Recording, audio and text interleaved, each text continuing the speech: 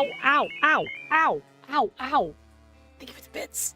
Good morning, everyone. We're gonna be continuing on with we're gonna keep working on the Junkraven art.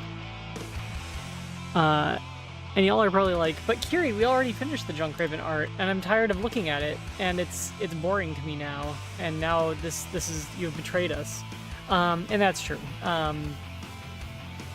And I'm sorry, but no, there's actually one more thing that we have to do. There's one more thing that we have to do. Hang on a second. And it's probably gonna take the entire stream to do it. Because we're gonna learn a bit while we go.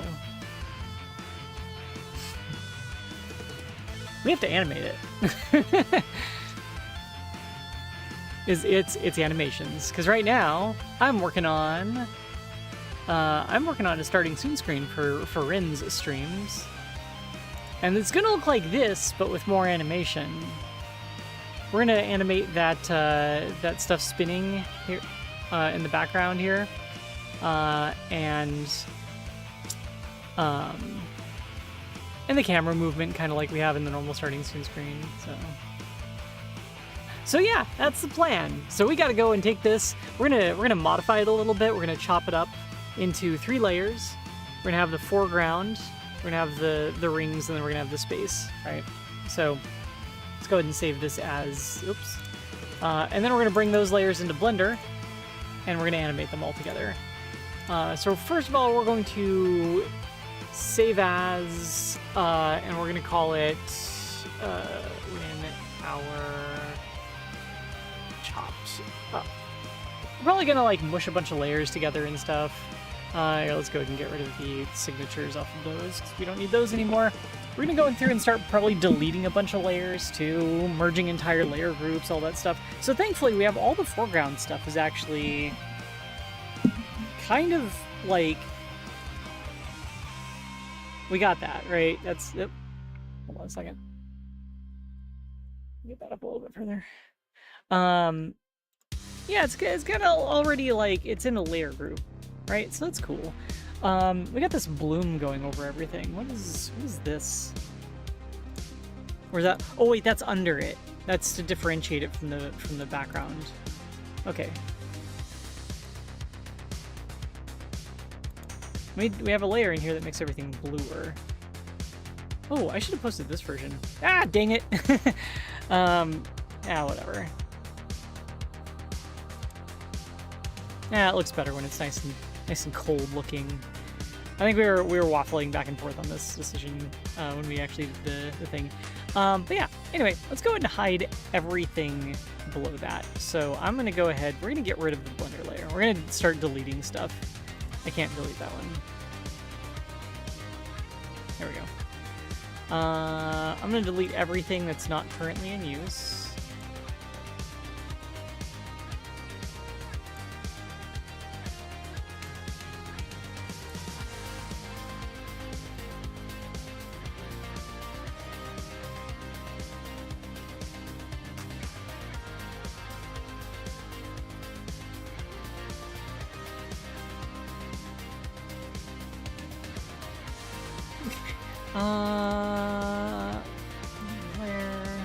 Okay, everything else is in use. We're just gonna quick group everything that goes below, like here. Actually, we're gonna unlock that background also, and then we're gonna group it together with everything. So in theory, we should just be able to say group, quick group, and now we have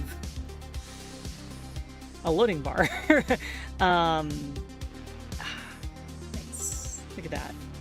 Now we have the foreground with a few of these kind of foreground thingies. Actually, wait, is that?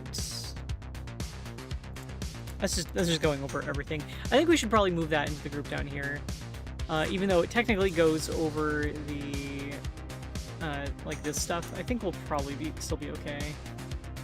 Yeah, so we're gonna change up the balance a little tiny bit. But, oh, thank you for head pats. Okay, so now we have the foreground, the background, Wait, no. So we have all this stuff in front of the... Let me get rid of the signatures here. Right, we have like a final color correction thing that we do on everything. We got this like bloom that we put over everything, but for the most part, this is the background here, right? We need to separate out the space. So we're gonna have to go down in here. There's the space. Pretty easy to get rid of that. I'm just gonna set the blend mode on this to erase, and bam! Now we have a hole cut in reality.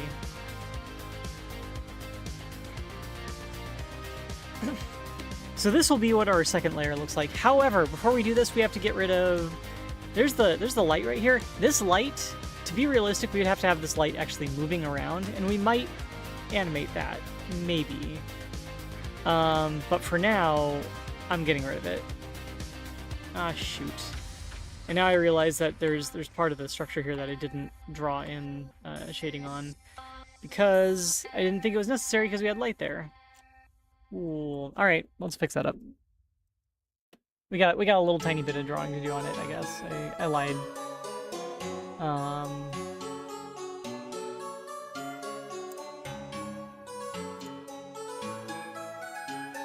I'll just mouse it in, whatever.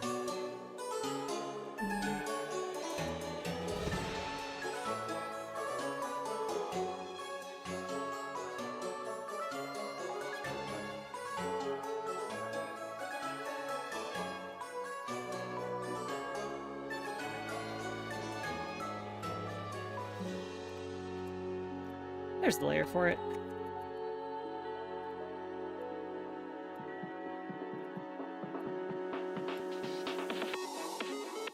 Also, so apparently, so I posted this on Fetty, because that's where I post my art. And David Revoy, I don't know if I'm pronouncing the name correctly, commented on it. David Revoy is the person who made all of these brushes here. So it's like, ah! I've been noticed. So the piece is actually done. We're just working on animating it for using it as an intro. So it's actually been posted yesterday. Yeah. So this is we're done. Like the art is actually finished. We're going back and repurposing it now for an intro because I want this to be animated for when Junkraven streams. We animating this? That's the plan. We're gonna split it into 3 layers, and then we're gonna move it into Blender, and then we're gonna have those layers move around and stuff. I think the hardest part for that is all just gonna be getting that shading on, like the little tiny bit of shading around the edge here, getting that to move around and also be occluded by the foreground. So what we're gonna do is we're gonna have that. I'm gonna add it.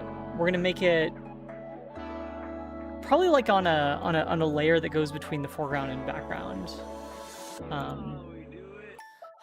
So again, foreground, background, foreground, background. And we got all this like bloom and stuff before. Actually, wait, this should probably be. Yeah, this needs to go into the foreground group. I think this one does too. Oh yeah. Oh yeah, totally.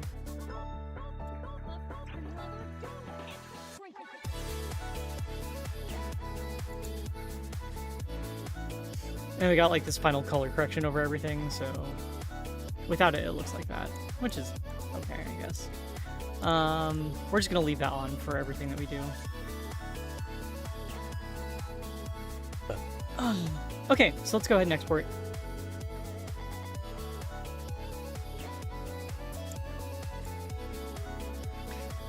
I'm gonna find that directory.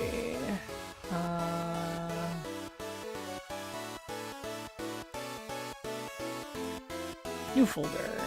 Animated. Alright. Background. Stop theme.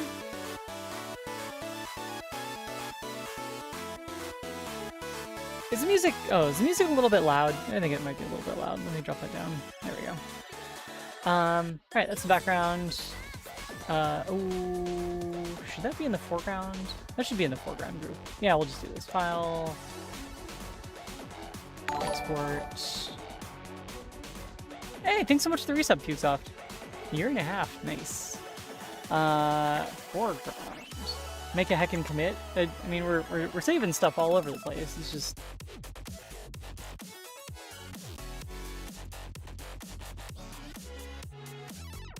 Unknown error trying to save.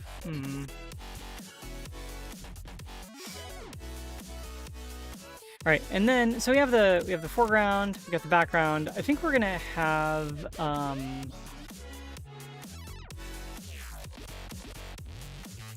we get the direct light effects. I think we might be able to get away with just like basically spinning those around the ring. Except there are like building details and stuff in there, so I think we're just gonna have to come up with something in Blender when we get to that. So yeah, let's hop into, well, we also gotta do space. Now.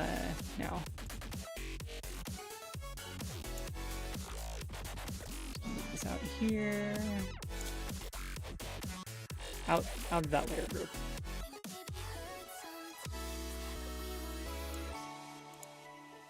I'm gonna set mode to normal. There we go. All right, and this is space.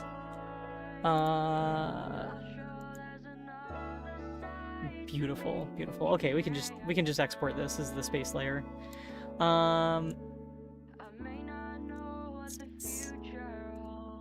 Shush.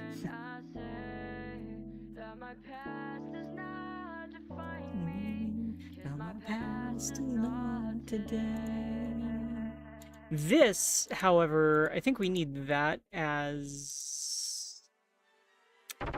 That needs to not be rotating with the space. This needs to be in the background layer. Also, ow.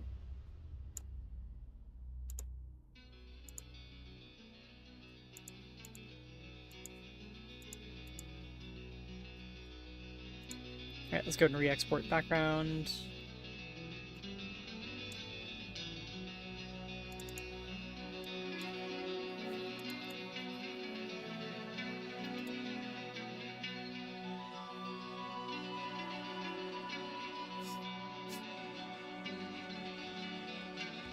The one place untouched by cat. Yeah, I wish that was still true.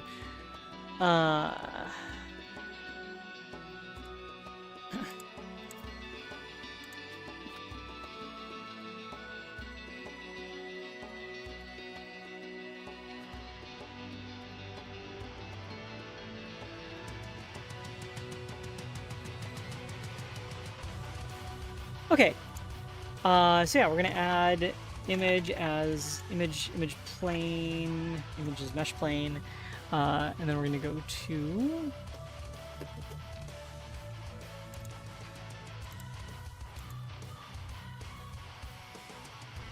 I just gotta browse around my hard drive for a little bit. There we go. Can I add multiple of these? Ah, yeah, nice. Okay, cool. All right, let's go ahead and set up our scene too. This can go away.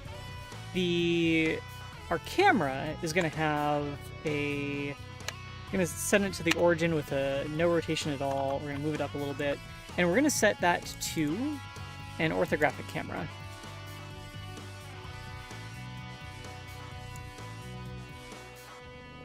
So we're just basically like setting up our little animator table here.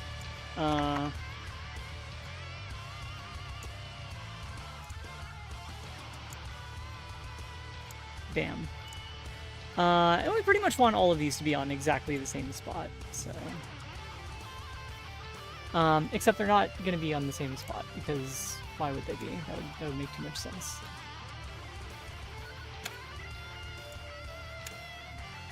There we go. But they're going to be stacked up on layers, so the foreground is going to be in front, whoop, and the background is going to be behind it, and space is going to be behind the background. And when we look at it from the front, hey look, it's basically our art back to where it was before, except we got do a few adjustments. So first of all, the color space is set to some like realistic nonsense that we don't care about. We want to have the original colors back.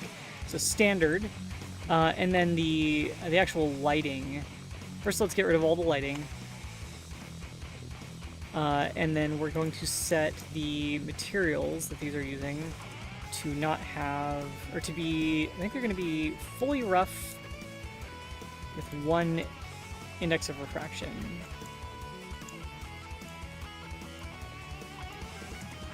And then the base color is currently set to the images. Also, this is looking pretty cool, isn't it? The base color is currently set to the images. We're actually going to, let's flip that around and make that a like an emissive. Let's hop into the shading tab. Let's close that because I don't want anyone seeing that. Actually, you know what? We don't even need that. Let's just shortcut this directly across. Oh, hold up. We actually do need the alpha channel from that. Let's do. Actually, can we do an emission with the alpha? No. Whatever, we'll use this. It's fine. We'll just move this down to here. Oops.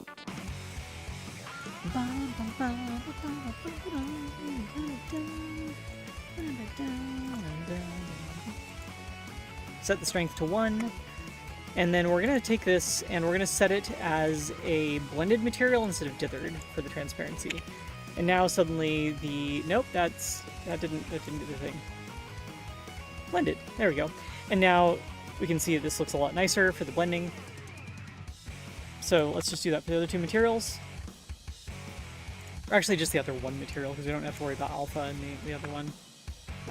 Color, emission, bam. Oh. I totally screwed that up. There we go. Again, set the mode to blended. Oh. I did it to the wrong material. Awesome. Blended. And then for this one, we're gonna set it to emissive, but we don't have to bother because there's no transparency in that one. Yeah. Let's do this. Just replace it entirely.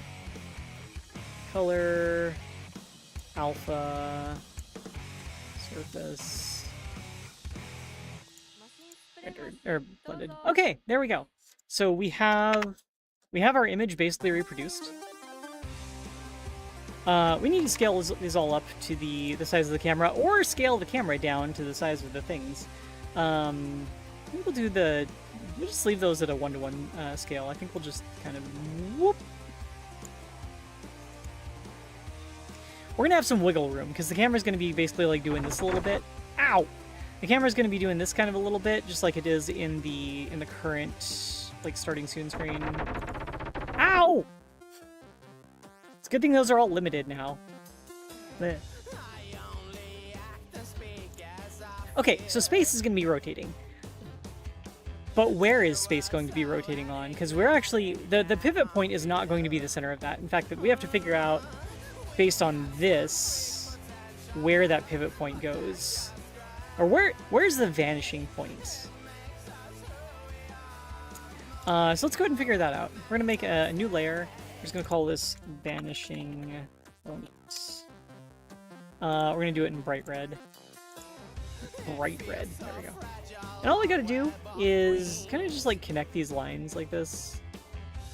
Just going to find the point where a bunch of them kind of like all go through.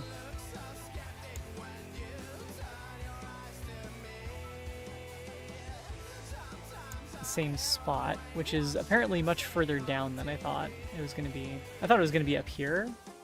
Apparently it's going to be down here.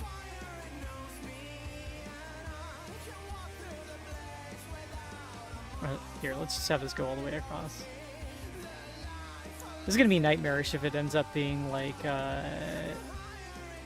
actually outside of the... Oh god, is that our vanishing point? Oh god. Okay, well, that sure is something. Wait. Okay, yeah, the first line that we had there was wrong. Okay, so it's right. It's just to the left of the thing, like right there on the base, kind of right where these. It's like right there, right? In fact, we could probably just follow the vanishing points for the railing here. But basically, when the space rotates, it's going to rotate right here. This is a problem because the space, if we rotate it on that point, does this. Whoop! Just kind of disappears and reappears. Now, that is a very cool effect for the starfield. So maybe we need to expand the starfield a little bit. And also, I need to go get something to hydrate with because I totally forgot to do that. The other option we can do here is to just like scale this up and rotate it like...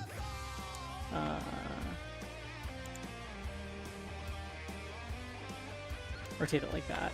And you know what? That kind of works, right? That gets the job done. Except the stars here, the lens flare on that needs to rotate. Anyway, I'll be right back. Gonna get something to rotate. Aw, heck. Thanks, Wild Jan. BRB. Nope.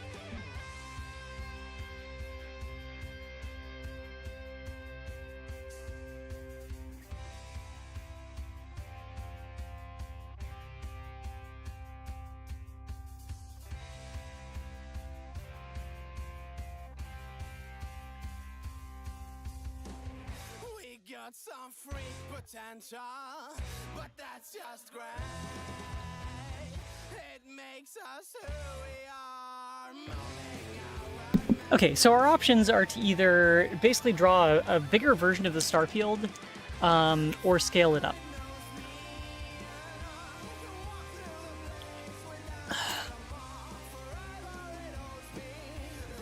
It wasn't too hard to draw the stars. We just gotta take a look at those layers again.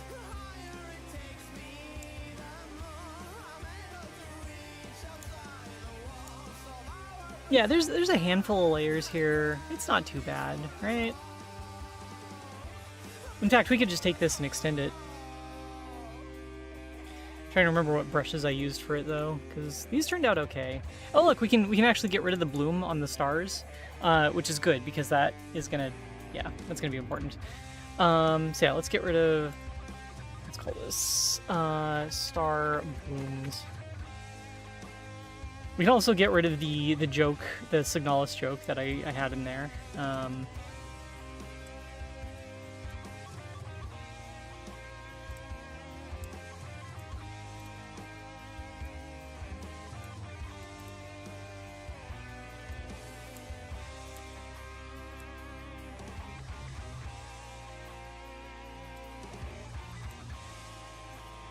Okay, so the rest of this is basically just like a mask. We still have, okay, the ring can go away. So yeah, we basically just gotta extend this into a full-ass starfield. Leave the Signalis references for Halloween streams. I mean, we didn't play Signalis during Halloween. I think during Halloween I should just play like non-spooky games, as like just go against the meta. Or games that claim to be spooky that just like completely aren't.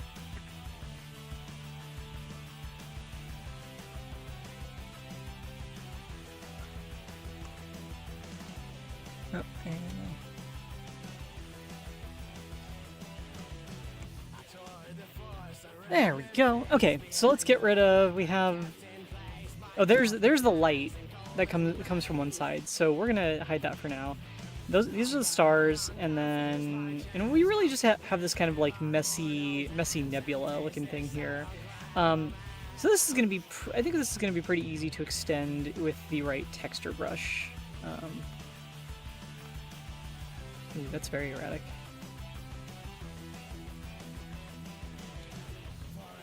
Kill the stronger will keeps getting stronger and the thrill. Such control of one, but still.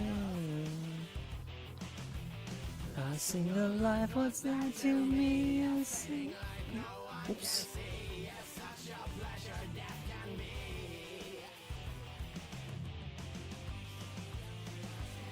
Used to be a single voice that vanished in the crowd. Fade just like a distant sun when hidden by a cloud. Found a way to surface and to speak my truth aloud. Okay, so this part we did things a little bit differently. We had like a kind of like splattery brush on it, and then we like reined in the alpha on it.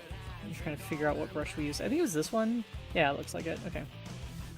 Alive, what's left to me? Fading like no one can see. It's such a pleasure death can be.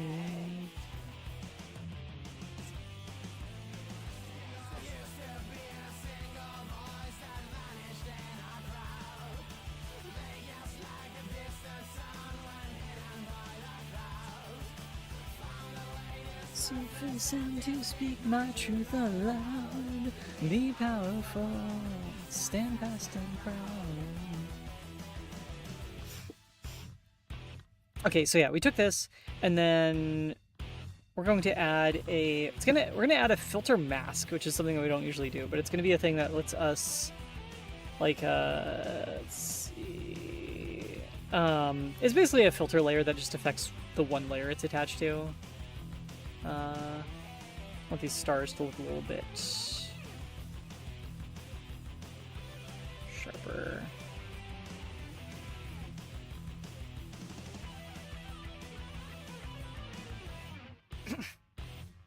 Okay, so this compared to the original, yeah, we should add more density.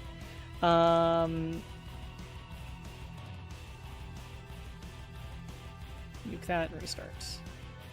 I'm gonna leave this here as our like reference of what we're going up against.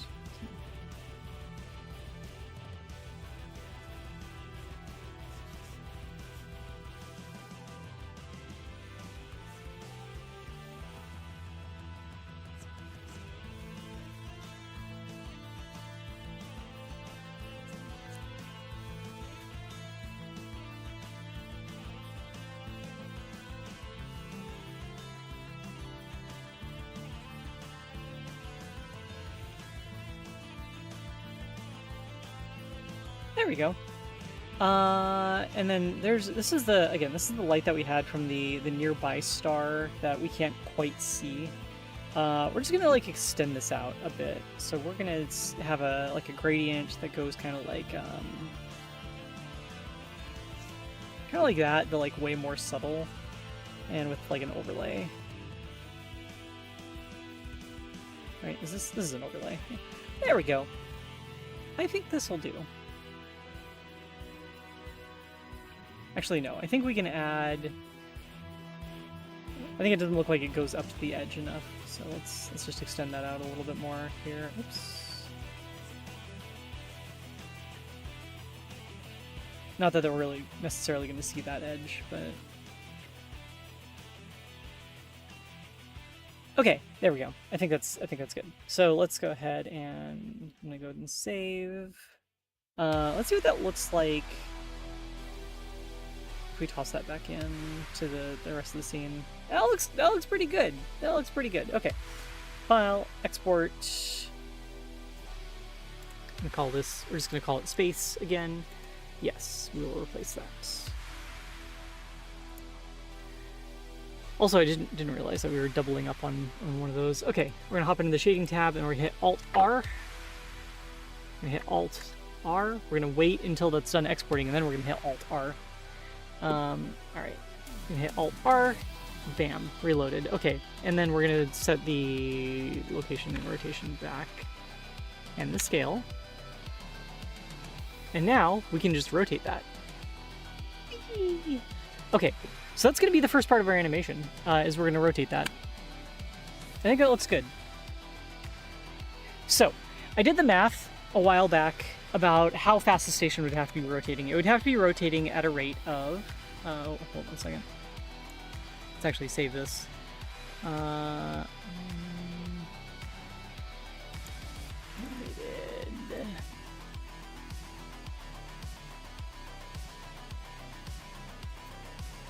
Okay, so it's going to be rotating at about 2 rotations per minute. Seems kind of fast, right? Anyway, we're going to insert a keyframe, and then we're going to go up to We gotta make this animation go for at least 30 seconds, I guess. So the end, what's our FPS first of all?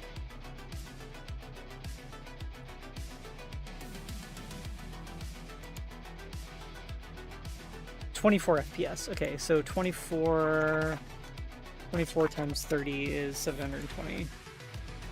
So we're gonna go up to 720, and that's where we're gonna end up being right back where we are right now. So we're gonna duplicate that frame. Actually, no, we're gonna rotate 360 degrees. 360 degrees. Oh. We're gonna go to this frame, and then we're going to rotate 360 degrees. Which looks like it's not any rotation, but it is in fact rotation, because now when we do this, bam, there's our rotation. Now there's a problem where it starts like accelerating up, and then it'll like start decelerating as it comes to a stop. So we got to go in and actually modify the graph for that and make that linear if we want it to cycle properly. Oh, good heavens! There we go.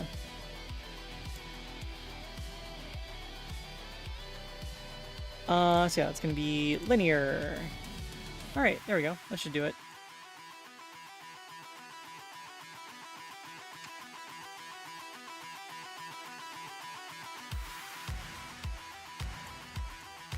Oh, I have to do it for each one of these individually. Okay.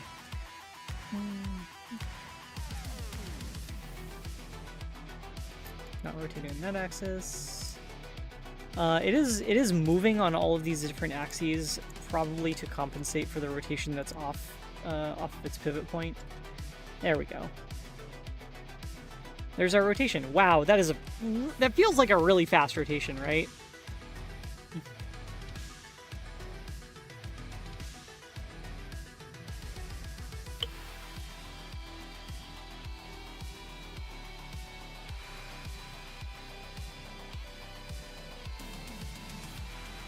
How nauseous would you feel if that was like...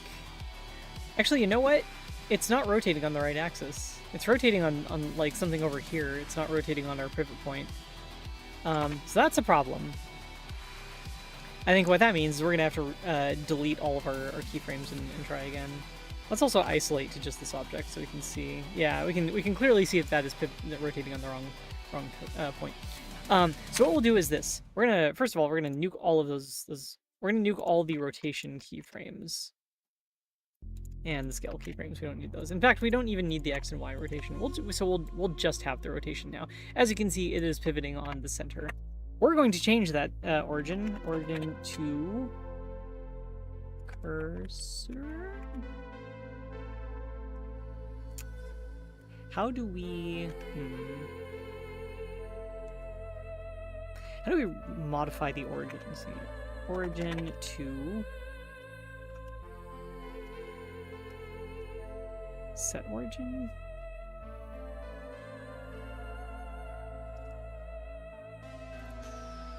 To the 3D cursor. Can't be from edit mode. Okay, 3D cursor, and there we go. Now it'll rotate on the right axis. Perfect, beautiful. All right, let's get all the other objects back in.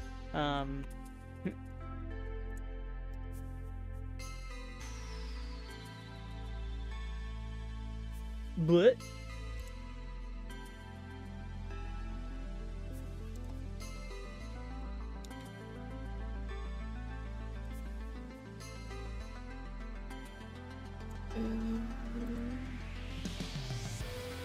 there we go. I was getting a little confused with the alpha sorting there. I think for the hydrate.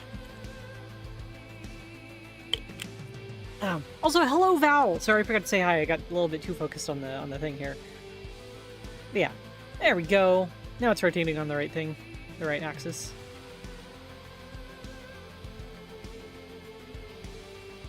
We gotta make a few of those stars really, really bright. And I think we can do that by, let's see. We can actually rely on Blender's own, like, kind of bloom and stuff, but I think it would probably be better to... Let's see how it loops. There's like one frame there that doesn't do the thing correctly, but it's the first frame.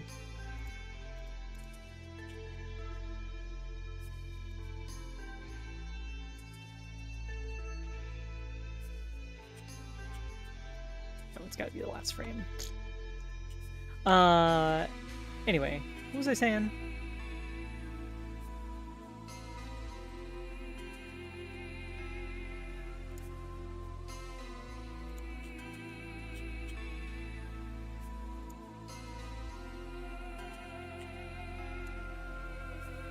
There we go. Beautiful. So yeah, we need to make some of these stars like really, really sparkly, right? And in order to do that, I think we're going to have to, I want to add like some objects in here that basically like track those points. And those objects will,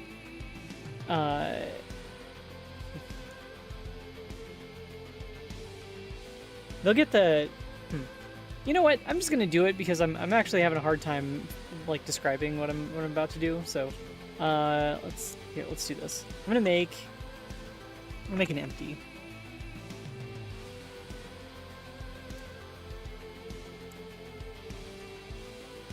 I'm gonna track this star right here. Let's scale that way down.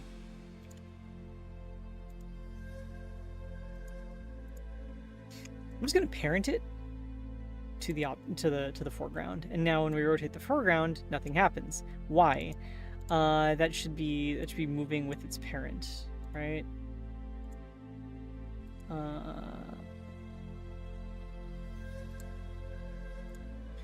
Relations, parent, foreground, tracking axis, up axis. If we rotate this, oh, whoops. Okay, I parented it to the wrong thing. This is going to be, the empty is going to be parented to space. And then when we rotate space, there we go. There we go. Now we're inheriting the rotation. Except I don't want to inherit that rotation for the actual object. So let's go ahead and add, a cube. Why a cube? Well, because it's right there. So for the cube, we're going to add a constraint. It looks like this, and we're going to do a copy location constraint, and the object that we're going to copy the location of is the empty. And now we have a cube that does not rotate.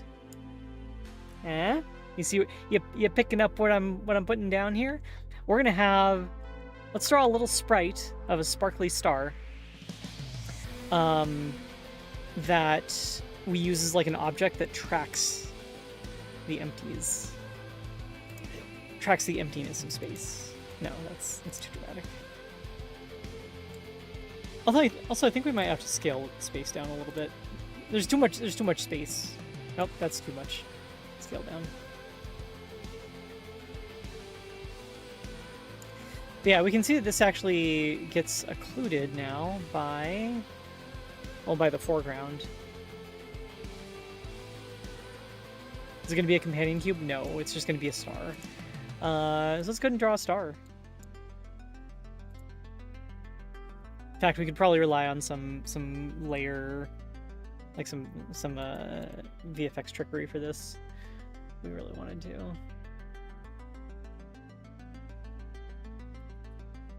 I'm just gonna draw it. Okay, we're gonna rescale the image to, I don't know, 1024 by 1024. That sounds reasonable. Oops.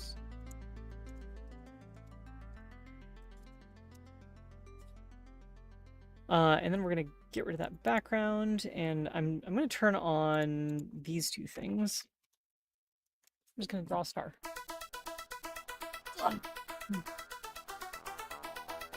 Oh, hey Loki. Hey bud. What you doing? Why are you sniffing my tail? That's weird. Oops. Okay, these symmetry markers are at the wrong positions.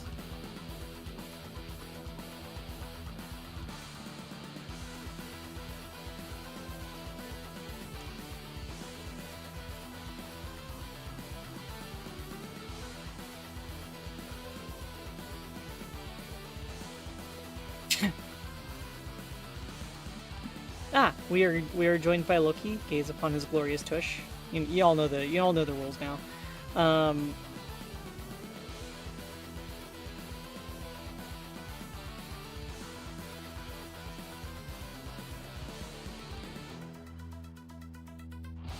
I'll keep trying to find my place.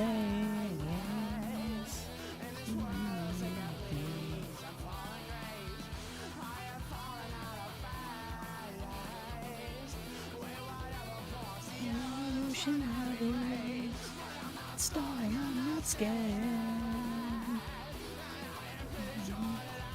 Now the interesting thing is we're not going to put this in the space layer. We're going to put this in. We're going to put this above the above the background, and then we're going to hide it when it goes out of view.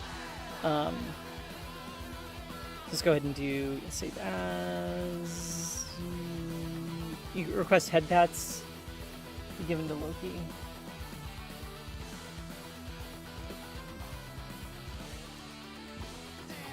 All right.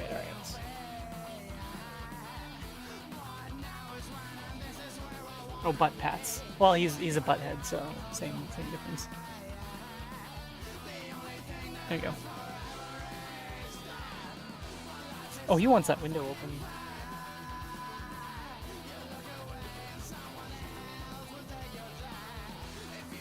But Loki, it's cold outside. All right, get out of my way. You're in my face. Move.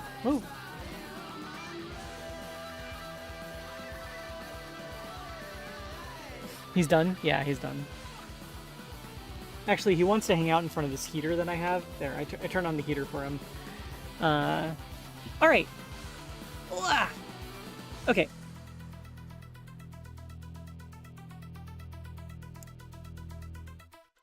Let's go ahead and export that star. Hang on a second.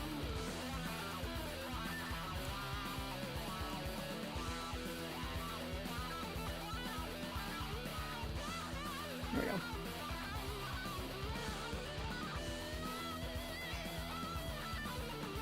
Behold his glorious tush, yeah. Hi, Loki. Yeah, I'm drawn right now. Can you please maybe not bother me? Thanks. Just sit right there.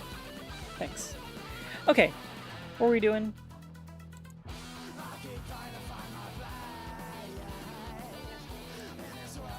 Save. Let's get those stars in.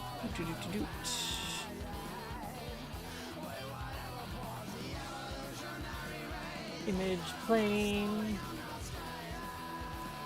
Add a star. It is a very bright star, and it should not be inside of the space station. I hate it when stars end up inside my space stations. Usually this is a bad sign. Usually. Let's go ahead and set that mode to blended. Oop. There we go.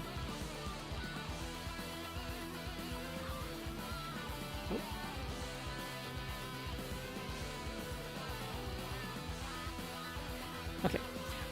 So the star is going to, we're gonna add a constraint, and it's going to follow the empty. Let's actually start naming our empties. So this is gonna be star 1. We can actually just duplicate this around. Star 1.001. That seems like a perfectly cromulent name. Let's go ahead and hide the foreground and the background before we do this. I'm just gonna plop a few of these around. I think we can probably hide that cube now.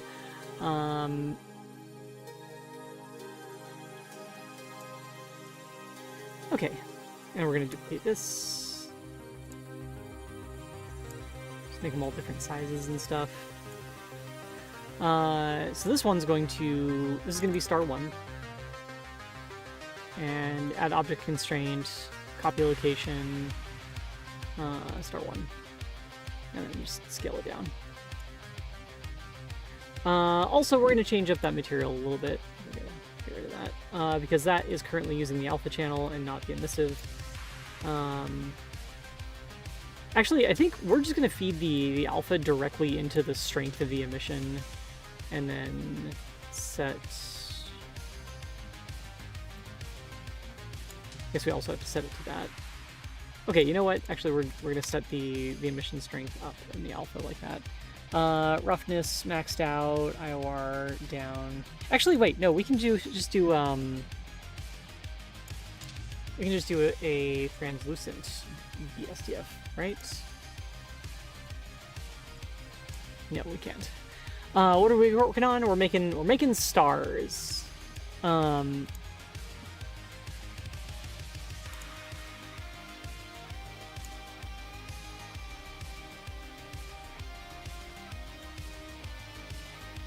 It's kind of a convoluted way to do a simple thing, but whatever.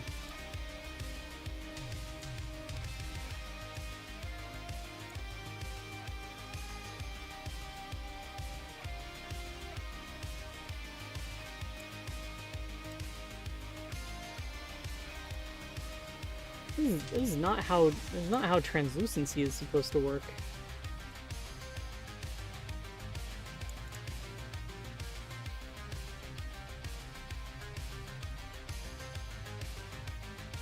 Right?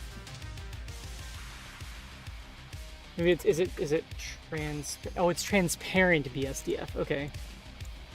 There we go. Ah! We still have some like dork areas on here, I think, that are screwing stuff up a little bit, but I really just want like an additive blend on that when you get down to it. I figured that like setting these to... Actually, maybe that's just the background. When have you chosen the easy way? This is the easy way. Anyway, now we got a star that is really bright and rotates with the rest of the scene. So we're gonna go ahead and shift deduplicate that. We're going to change the copy location to star 1.001. Or shift deduplicate that. Change the copy location to star 1.002. And now we have 3 stars that kind of rotate with our thing.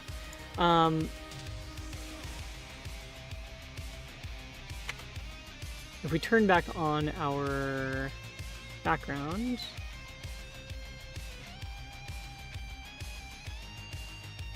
yeah, I guess that works.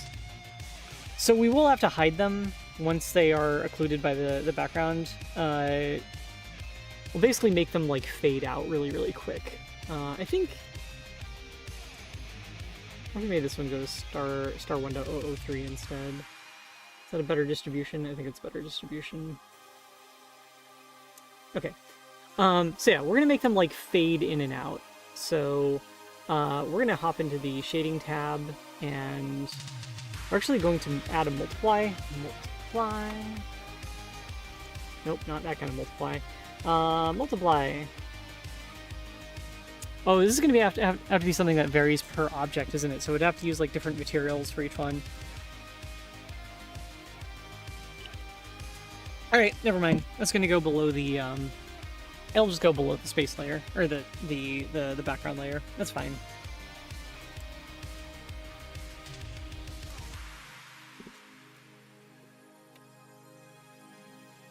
This means that we have to move all these empties, and whoop. Okay, so now they get occluded by the, oh, they should be getting occluded by the station. They're not getting occluded by the station because of alpha sorting issues. Cool. This background is going to be a continuous thorn in my side because of that, isn't it?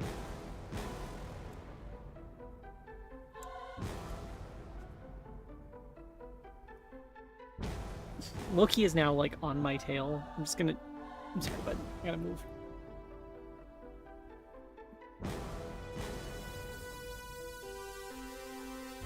Oh no! That's just one that we forgot to move down. Okay. Whoop.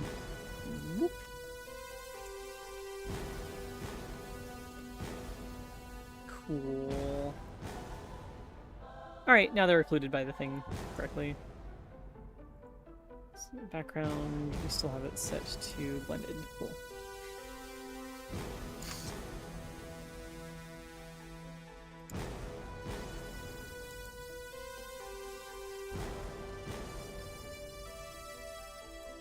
Alright, nice. Let's get that foreground back in. And so here's kind of where we're at right now. We could just leave it at this if we wanted to. But that would be way too easy. We still have to add some camera movement too, but I'm waiting until the end to do that. This looks great. Yeah, but I want to add a little bit of lighting, little tiny itty bit that kind of goes around the thing here, because again we have that light shining just barely on this edge right here, and I think that looks really cool.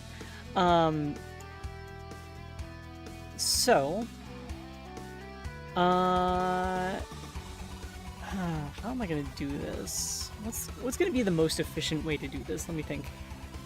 We could just draw it in with grease pencil, but I don't think that would actually be very efficient. We could add a mesh with some like vertex colors. Be kind of a pain in the butt to set up. What program do you use to have both chats on the screen? I wrote my own overlays. Oh, okay, goodbye.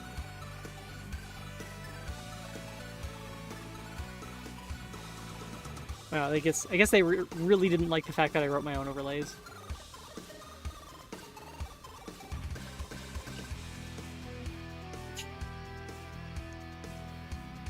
I'm just kidding. I don't think they had enough time to see that I wrote my own overlays. No. Ow!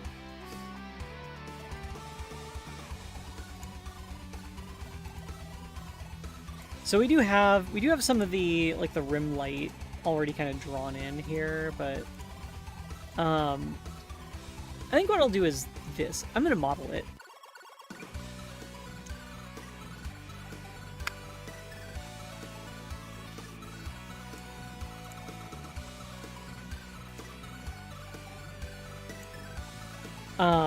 Yep, we're gonna model that in, and then we're going to just pretty much attach it to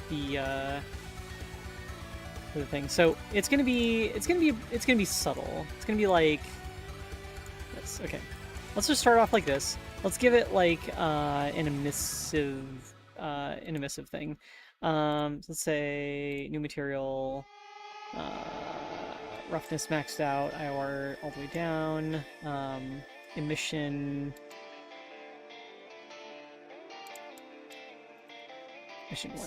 Okay, so if we take that plane now and we parent it to the space. Oh, we gotta move this. Get the foreground back in. Plane. There we go. I'm gonna just parent it to the background. Or to the space. And now as this rotates, yeah, okay, so there's our first problem, is it's rotating on the wrong axis, so we're gonna have to make a new rotation for it. That's okay, that's not the end of the world, but it means that it's no longer, we're not gonna have it parented to the space. How do you manage? One day at a time, usually. I mean, it's a lot. Not because of the thing that you said, just because life in general is complicated and weird and stuff, you know?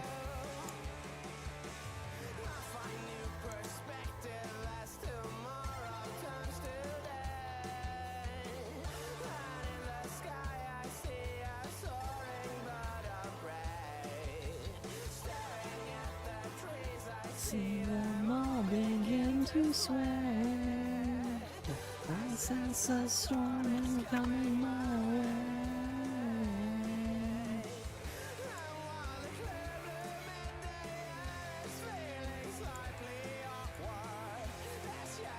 This is not a perfect circle.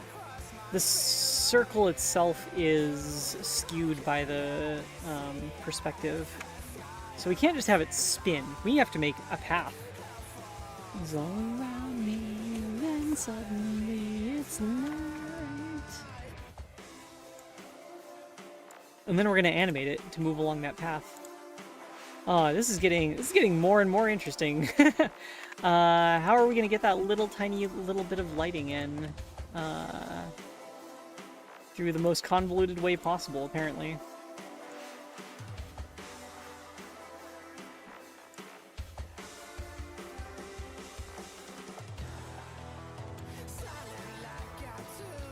The city reaches for the sky. I'm left alone here and I can't remember why. On the rooftop in a vast garden of concrete, seconds in the street.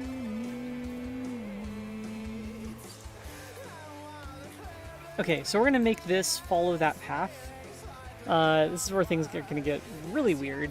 I think we're gonna do that with a constraint. Without a whisper, the atmosphere is torn. Instinct is screaming for shelter from the storm.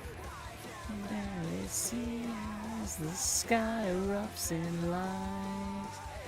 Okay, alright, I think I've figured out these controls. So first we have to send this back to the origin. There we go. And then it's going to be like whoop around the thing like that. Cool. And follow curve rotation. Yes, yes, excellent.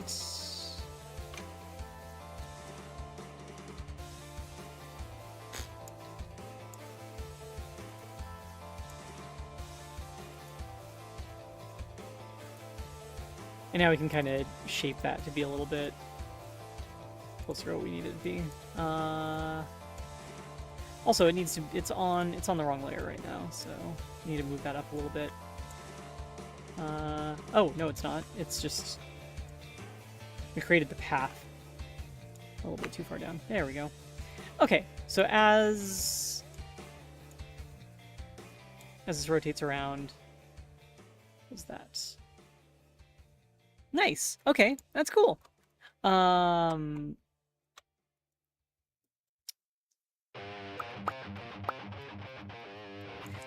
gonna drop the alpha on that a little bit. Oh, first we're gonna set it to blended. Blended. Drop the alpha like that.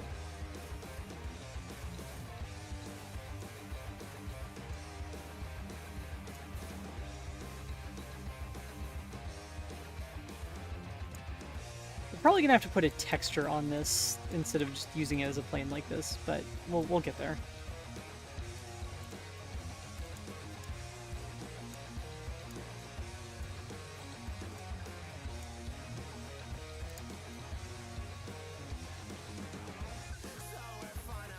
Anyway, as this goes around the curve now,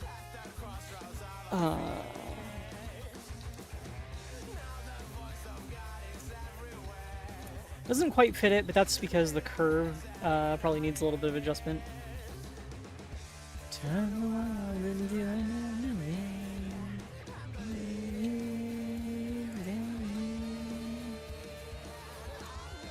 We're probably gonna put like a little, just a little fuzzy texture on it that makes it look kind of like just a little bit of bloom or something, I think. Though what we could do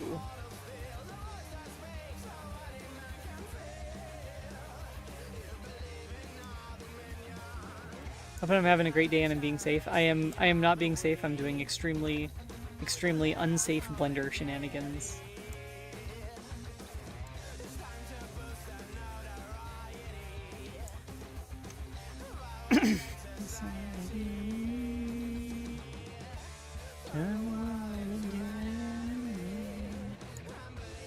Why?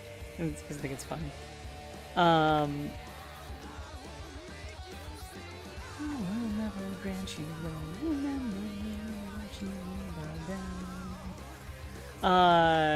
Yeah, we're adding light to the scene. It's very exciting.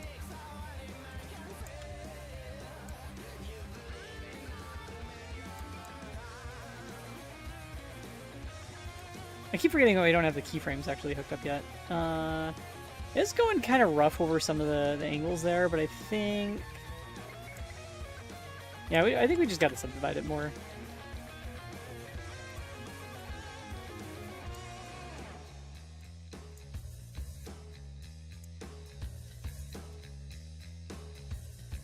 You know what?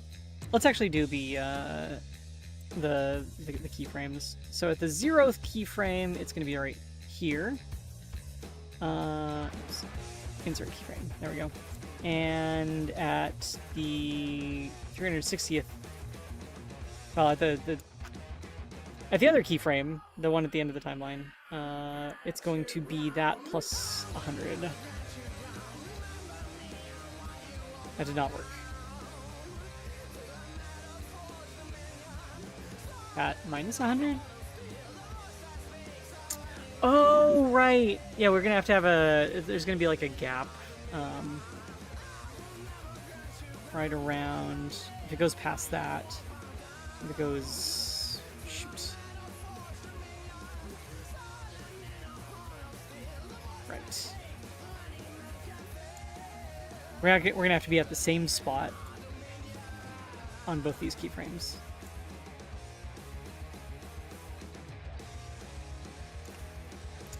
And then somewhere in the middle, we're going to be... So in the middle of this, we're going to be on the opposite side. So that's going to be at frame number 360.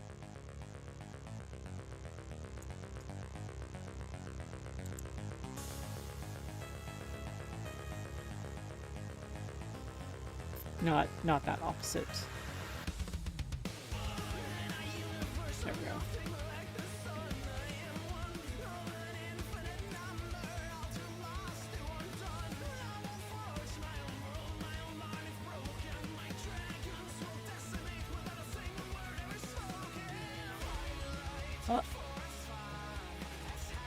All right. Okay. All right. Oh yeah, you're back. Did you see the thing that I said about the thing? I just wrote my own JavaScript overlays for this. It's an SVG file being driven by JavaScript with like embedded HTML. It's a mess. It's actually a disaster. Okay, there we go.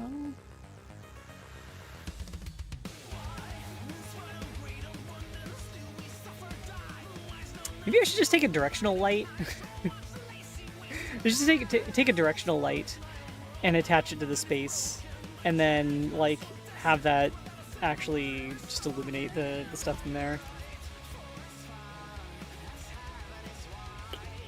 It disconnected. It's a little flaky sometimes. Sorry.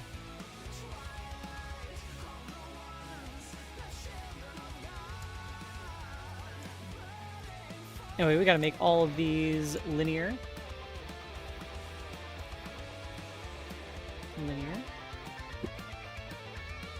Linear. Actually, wait a minute. Can I?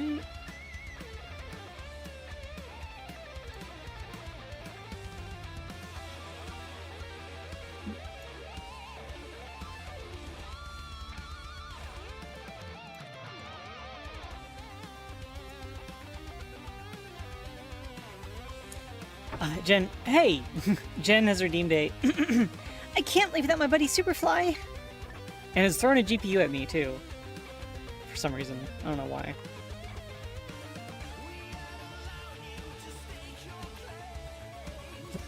Fukesoft has redeemed a Hydrate.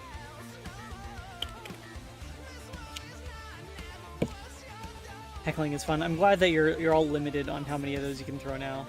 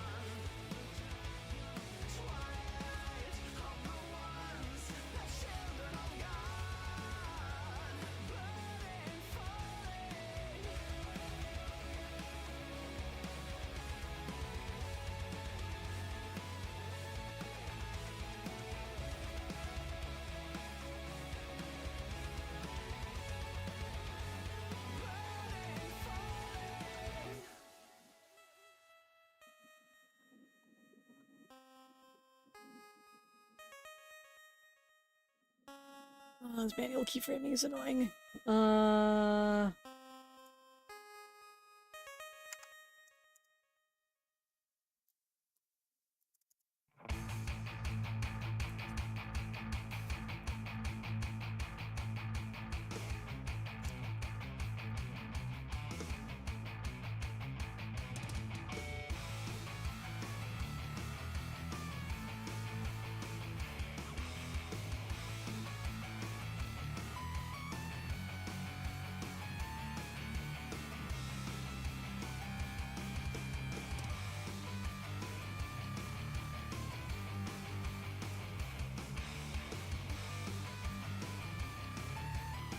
There we go. Take that, discontinuity.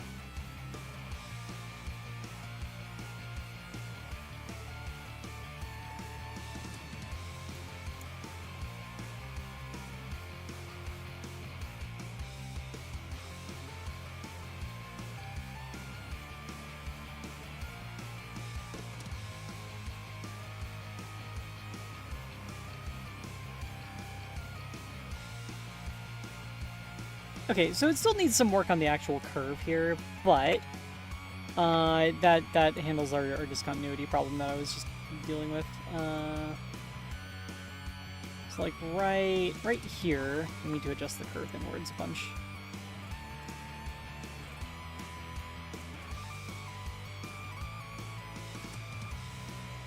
I think it's going to be a lot of that, just kind of like going in and fixing up the curve to... and possibly the shape to match.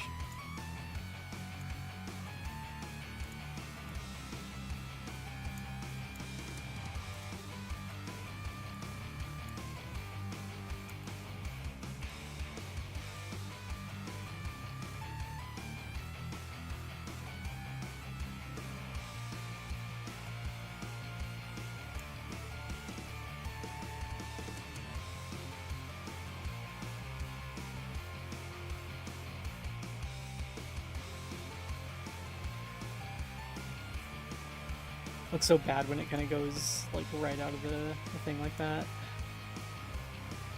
We should probably also have it like adjust to the shape of the curve. I just realized that. I can add a modifier to do that, but I forgot to do it because I'm a dum-dum.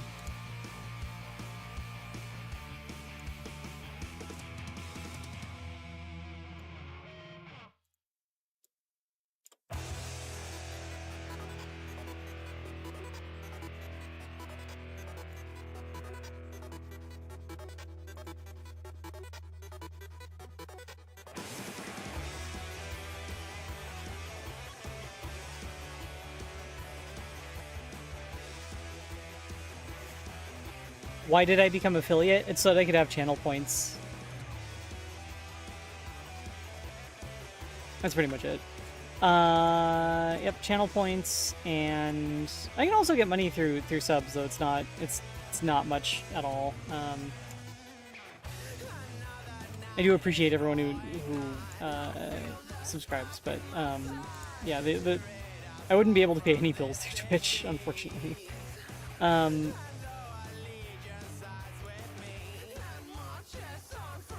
So what I use for the chats on, I just, those are all custom JavaScript. It's JavaScript driving an SVG file with some embedded HTML and stuff. Somewhere outside is evolution standing by. One in a million's just a drone. You know what? I bet we can mask this off using the background texture. Last of its kind is the one with the bind of its own. Its pain or vase is still unknown. Question is, how do we get those UVs from the main texture? We can probably do that with a geometry node thing, but masking it off to that texture would actually be really, really cool, though.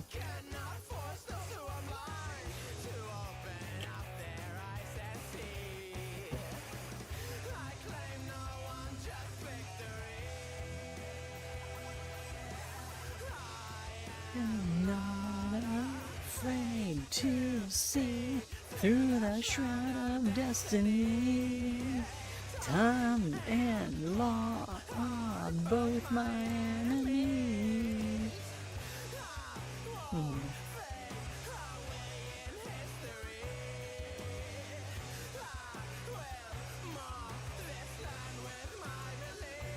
Sure, let's see if we can just, like, get that, let's see, position.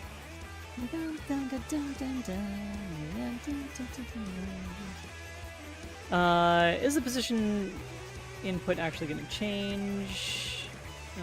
Let's say position separate. Let's just get the X out of there.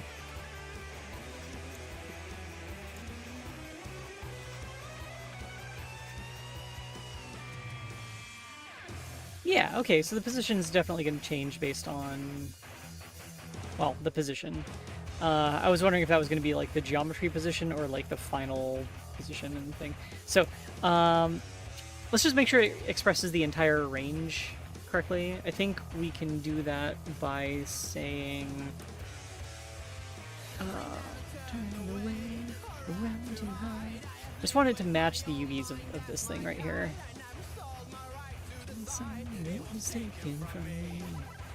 I think we're just going to multiply the position by, or divide the position by 1.78.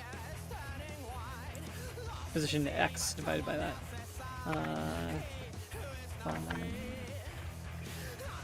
If we're lucky, that's all we need to do.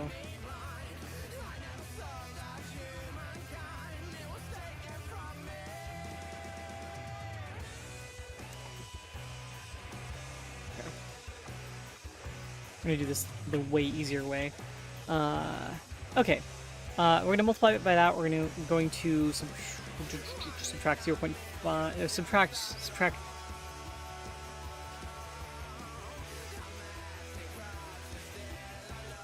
0.5. Subtract. I'm gonna shift it over a little bit. Oh no, it's not. That's not gonna do that at all. You subtract 0? Oh no, we have to... Oh, there we go. We actually have to add 0.5. Add 0.5. Except not that. That's it's kind of the one with the mind, but it's on. Basically just have to do this until a color ramp. As long as we can represent the entire range of this color ramp, which we can almost. Okay, there we go. That's the screen size right there.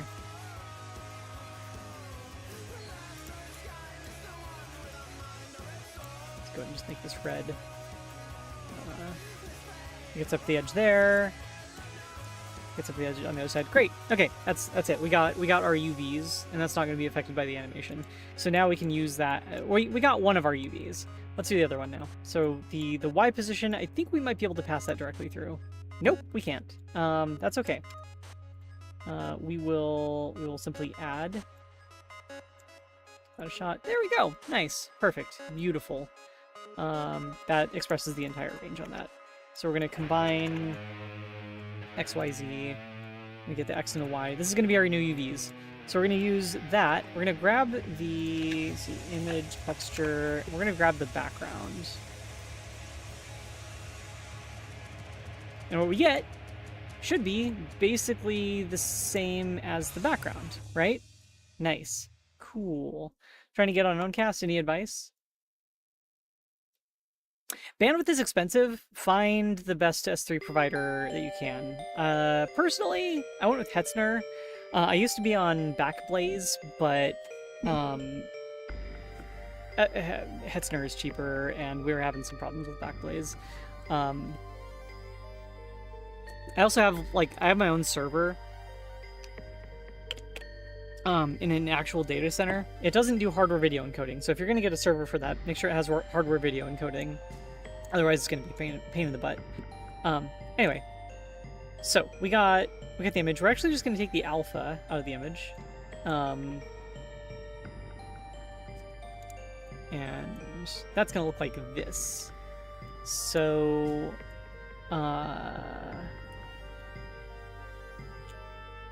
if we go ahead and get rid of, let's get like move this over here now. So now we have this, and as we move this around the station, we're gonna see it's actually masked off to just the buildings that are lit. So if we bring everything back in, it's this nice bright light affecting just those things. Okay, so we're gonna drop the we're gonna multiply that alpha by like half, and that's gonna be the alpha that goes into here. The base color is gonna be just say max roughness, IOR, and then emission. Okay, all that looks good. Hop back here. What do we got? It's still kind of opaque looking. And I have a feeling that's because of I know what's causing that. We have to feed that color ramp, or we have to feed that alpha through a color ramp before we can actually use it as an alpha. Let's do this. Basically, we need to get rid of the. There's like some smudges and stuff in the window. There we go. There we go. Nice. Now we need to take this and we need to multiply this by. Oh. We need to combine this with like a fuzzy texture. Jen has redeemed a ew ew.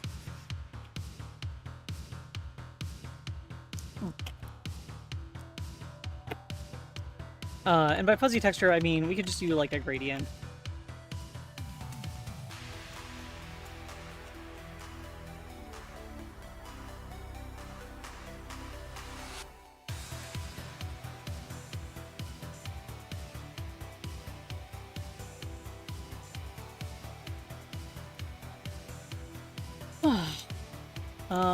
A radial gradient. And then we'll use the... Actually, wait, is that...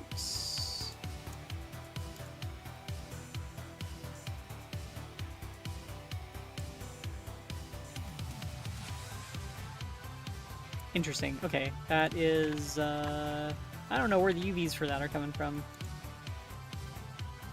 Also, I think that's not the shape that we want anyway. Spherical? Ah.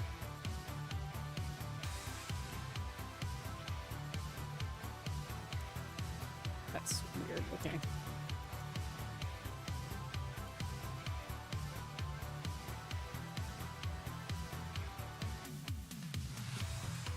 Okay. We're gonna offset those UVs by a little bit. So we're gonna say subtract.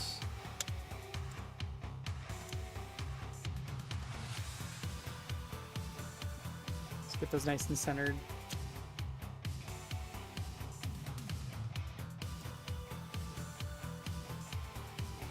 Put like a little bit of a different curve on that.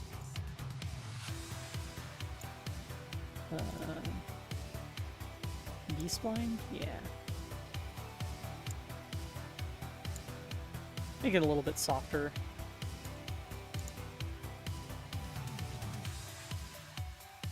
Gonna hop out. Alright, have a good one. Thanks so much for stopping by. Always appreciate it. Okay, now let's go back here. We're gonna take this and we're going to unwrap it. Oh wait, no! Ooh, actually it looks really good already. But no, it's fine. We're gonna unwrap it, angle base, whatever. And then we're going to do the thing where we just embiggen this across the entire thing. So...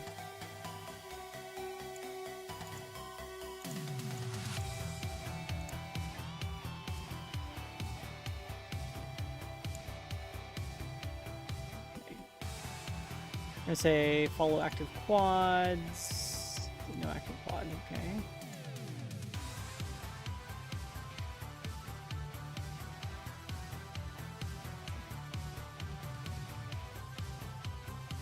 Bam. Oh, did I screw it up again? I screwed it up again. Ah, yeah, I see where I screwed up.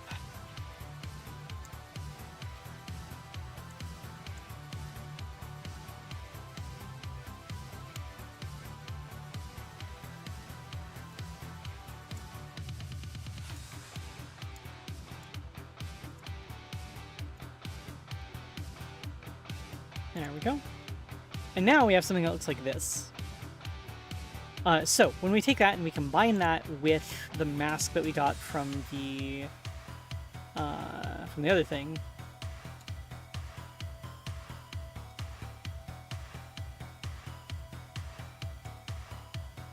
we end up with this. So how's that looking? Okay, we still need to make that the emissive. Or actually just, that's gonna be the alpha, right? Yeah.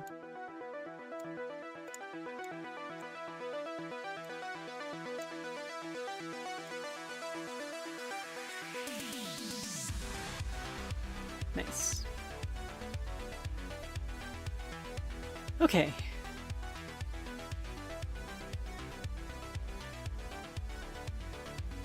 There's a plugin for Owncast redeems. Is it on? It is... no.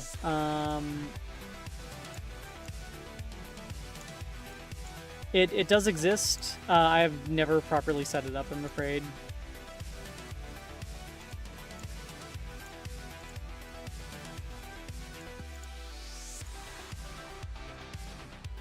Oh, that was trippy. Okay.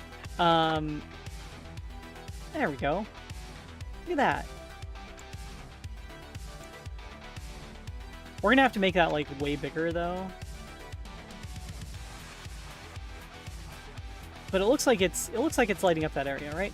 We can go further with this though, because let's take the color value out of this, and feed it through a color ramp. Because it looks like this right now, right? Actually, let's do the color times the alpha. And feed that through the color ramp. And we should have... it's too bright up there. Oh, that's actually okay. We can deal with that. Let's just do this. And then we're gonna multiply that with the alpha coming out of this. And then that will be our alpha there. I think we can make it so that it has a little bit better... kind of shows the... that's not really working, is it? I want to light up the lit up areas here, you know? So, like, the lines stay dark. Hey, Panax Machina, how's it going? Oh, Am I multiplying that with... no, I'm not. Okay. So this is the light mask that we have. This is the... yeah. So if we just like multiply these two things together...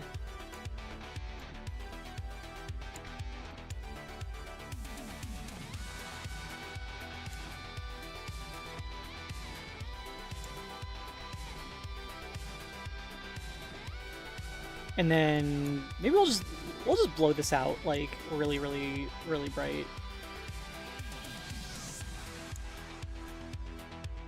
Not that bright. Oh, why did I have that go into the IOR? I don't want that there. There we go. There we go. Look at that. Look at that. Okay. I'll say like 20. All right.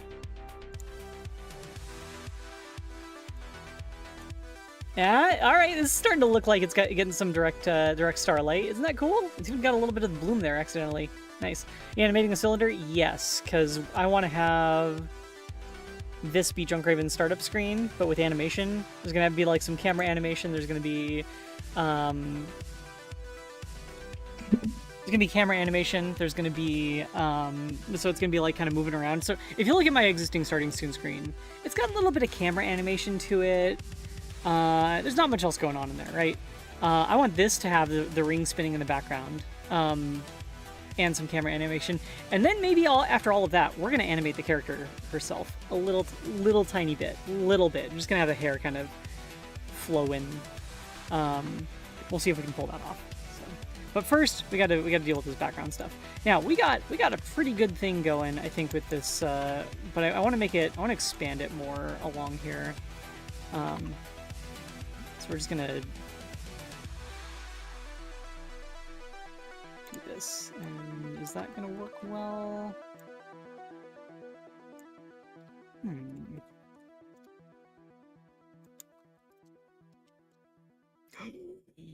Oh, that looks so good! Oh my god. From a distance, it looks good. Awawa. Awawa. So, you know, again, we do have the foreground kind of sitting here waiting to be added in and all that.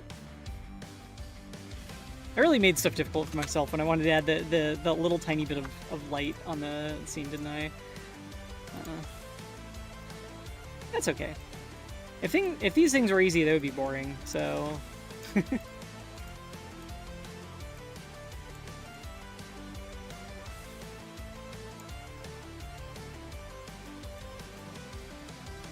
Looks like a smile. Like a Cheshire Cat smile.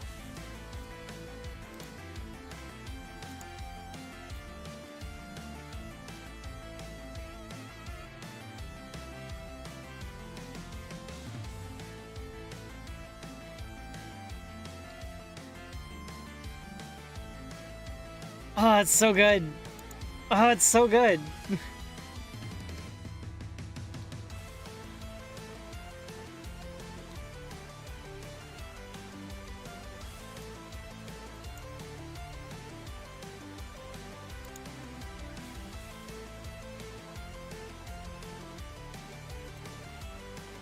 Nice and subtle. Okay, I think we can call this part done, actually. I think we can actually move on to the next part. Unless we wanted to expand that more. I think it's okay, though. So the foreground does have this, like, this additive thing in it. We're actually gonna go... I'm gonna split that off so we can kind of basically cut out Junkraven from here, or at least cut out her... Yeah, we're gonna cut Junkraven out of this so that we can have... How animated is she gonna be? We can't easily do tail animation without redrawing a bunch of stuff there. I was just gonna have like the hair kind of just, you know, just doing a little bit of blend shape action. Or we could skin it to some bones or something like that, you know. Nothing like really fancy, just kind of...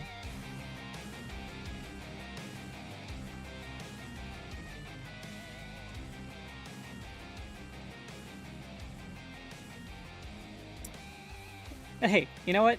I've always wanted to learn how to do this kind of animation, so let's heck and do it. All right, let's go ahead and get rid of. There's the space. This is the thing that separates the foreground and the background. So we're gonna export just this file. Export foreground separator. And then we're going to re-export the foreground without the separator. File, export, replace that.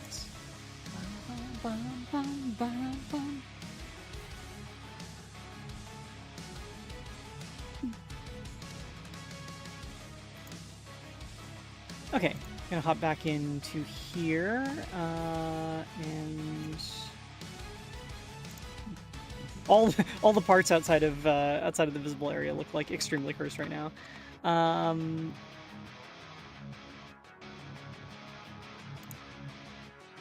So we're gonna reload the foreground. It's not going to have that little separator there anymore. We have to actually bring that in manually now. Let's go back to our layer stack, image plane or mesh plane, and add the separator. Separator, again, we're gonna have to go through the material on it and do this stuff. So we're gonna say it's gonna be blended, and then we're going to say roughness maxed out, IOR is 1, and we're going to make it emissive.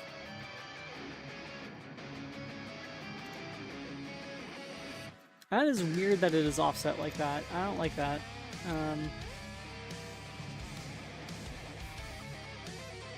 There we go.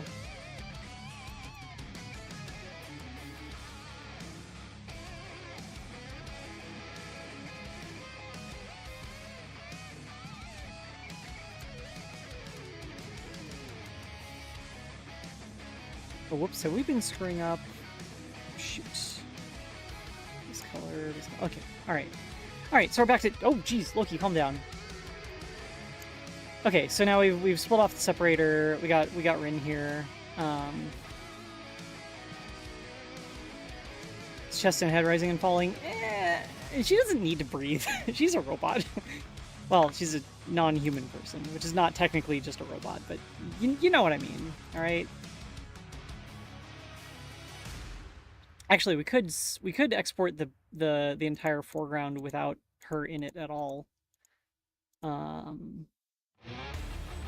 Some of this bloom. Some of this bloom does go over her. I think we just moved her up to the top here. We get rid of a little bit of the bloom. That would be like going over her, but that's fine. Okay, I think we're gonna separate out Junkraven from the entire foreground.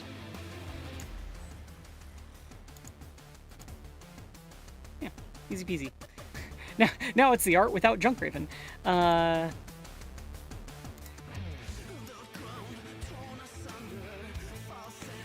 It's a good thing I organized this into nice layer groups and stuff as we were going.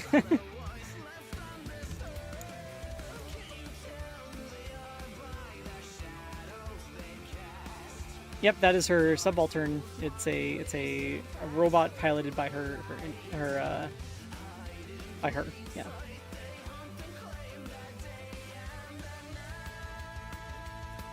That's not unfiltered sunlight. That's definitely filtered sunlight. There's a window there, like...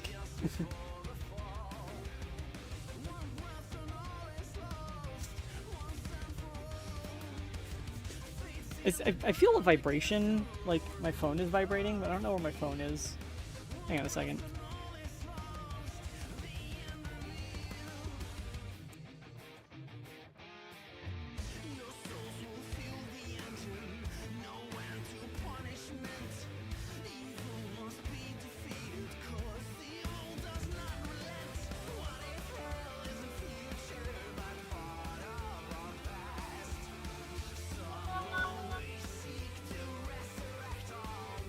Alright, if that was any more evidence that I definitely need to clean up my space, then it was, in fact.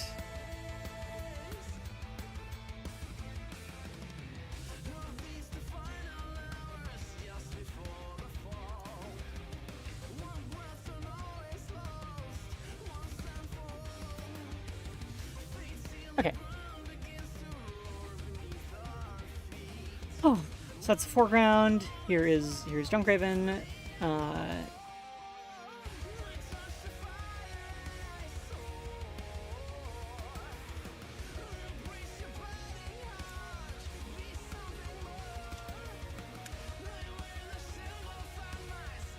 Is that a cat?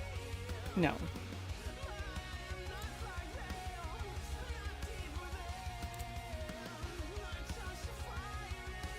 So let's take the foreground and reload that. And now Junkraven is gone. Goodbye, Junkraven, forever. No, just kidding. It's like that Garfield without Garfield comic. Now it's just like... Now it's empty.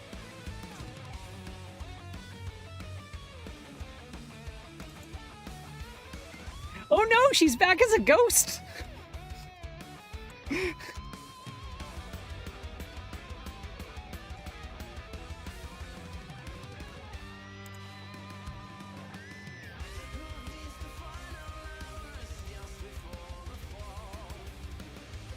Okay, max out roughness, lower IOR,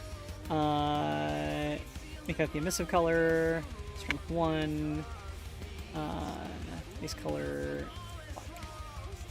Alright, pretty much back to where we were. Except now, Rin has her own layer. Alright, we can let's give us a little bit of space to work here. There we go. And now things are gonna get weird. Now things get real weird.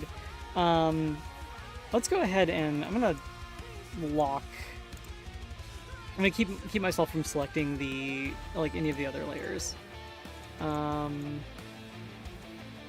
Foreground separator, path, plane, space, and all the stars. Okay, so now I can only select Rin. So here's what we're gonna and like I said, this is where things go off the rails. So I'm gonna go ahead and save incremental. I'm gonna subdivide this as many times as I can. That looks about right. Let's go like one more time. There we go. And then we're gonna take all the parts that aren't her. Actually, no, we're gonna take all the parts that are her. And delete anything that's not.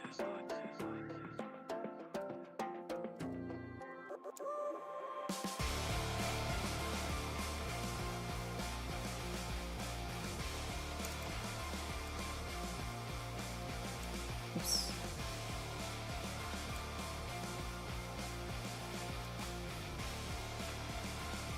Actually, you know what? I decided I'm not going to do it this way. We're going to do it more manually. I'm just going to, like...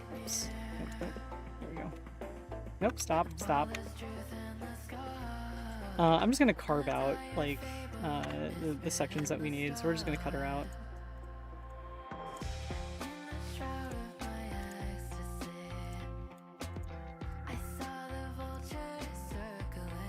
And this is not going to be anything that has anything resembling, like, proper topology or whatever.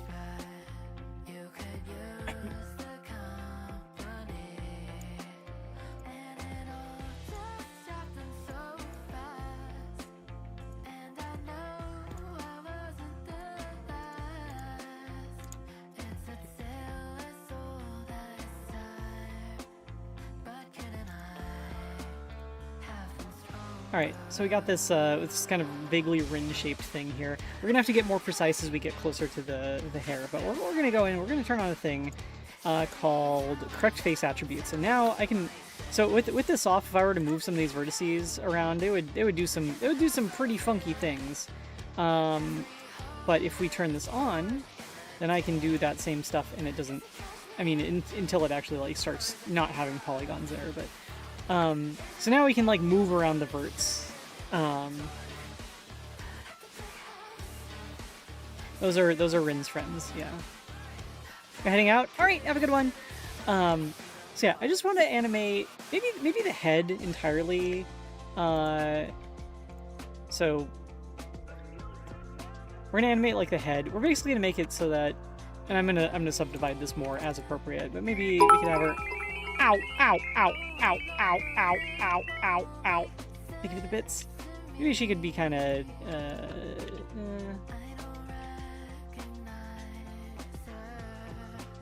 nodding.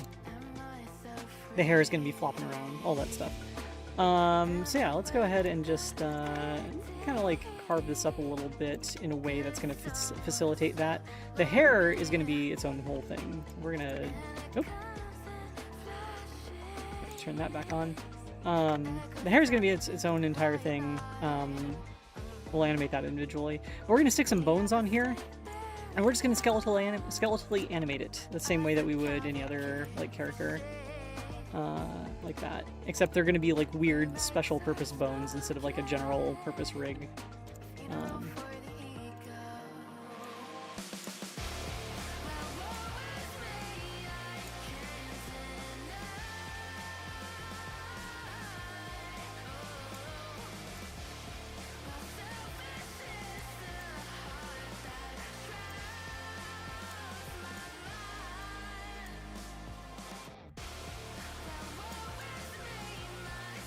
You can probably see where I'm going with this already. Because now if we assign a bone to like right here, and then start rotating it, it's gonna look like that, right? Is there wind in that station? There's probably some breeze. They got to do some kind of forced airflow in order to keep, you know, the filters actually filtering and stuff, right?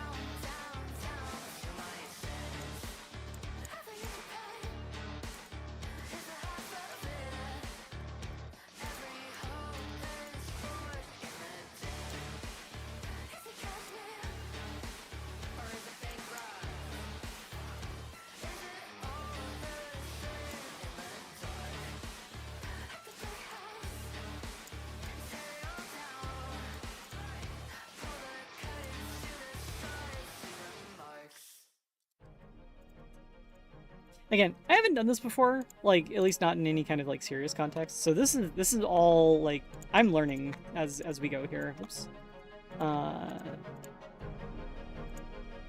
I'm probably gonna do this wrong. We're probably gonna make a lot of mistakes, and I have to go back and fix stuff. That's okay. That is part of the process, as an expected outcome.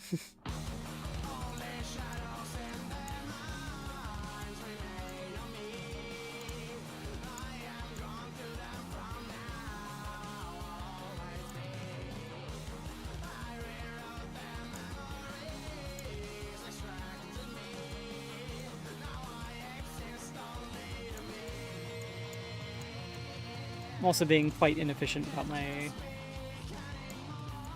topology here, but that's okay. It's learning. We're learning. All right, we got 3 hairs now that we can animate. We gotta do this big old one in the front too. I think we're just gonna like move this back here and then like extrude to get that in.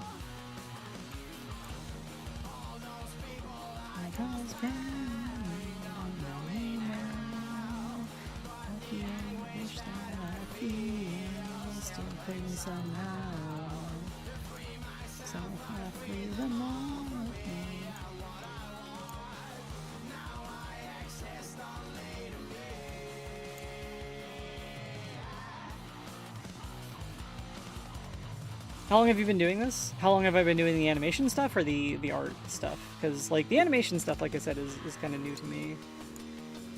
How well that's gonna help us? Maybe. I mean, I know the concepts behind the animation stuff, but I do not have experience with the animation stuff. So let's just have this go directly against her face, and then we'll just like extrude out for the hair.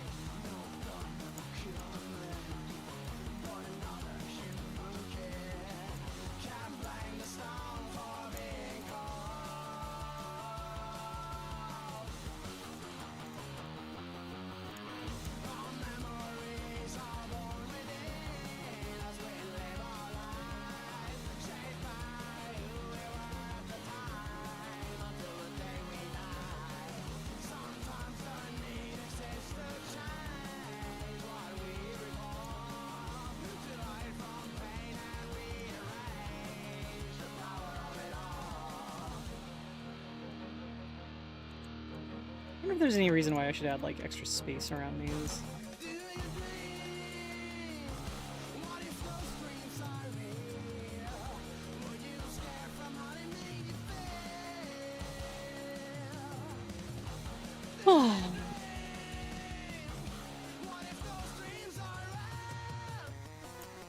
Okay, where are the other hairs hiding?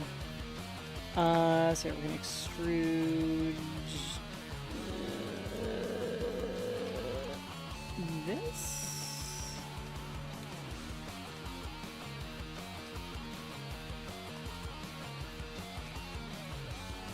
This is getting weird because of the overlap with the face. I don't know if we're gonna be able to animate that one very well.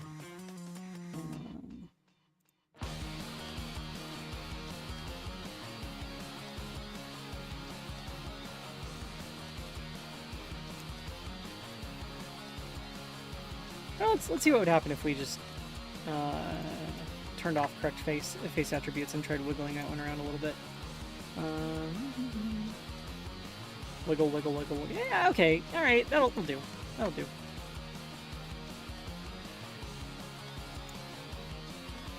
Let's see what else we got here. Got one more hiding in there. Bad. Extrude.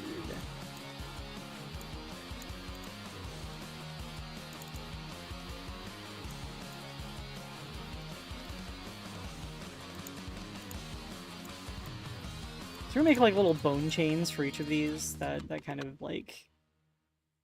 I don't think we need to do it with this one right here. These hair strands probably enough. We should probably do it on the back also.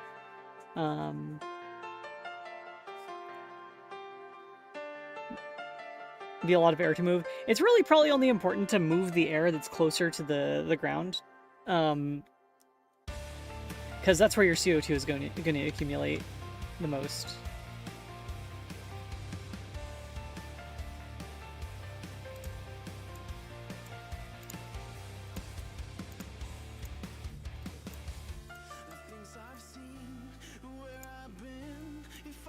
Tell you I would, but I have no words. But these scars under my skin, I always thought they were dreams, certainly not memories.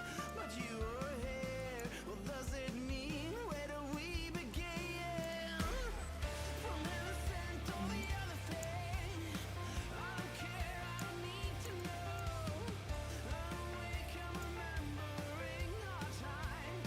You want air to circulate towards the central axis, not travel along the structure. But that's where it's being pushed away from.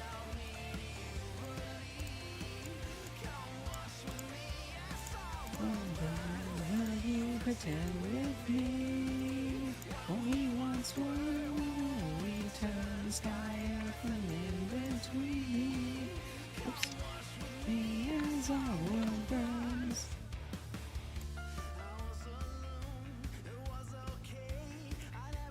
I really like the song.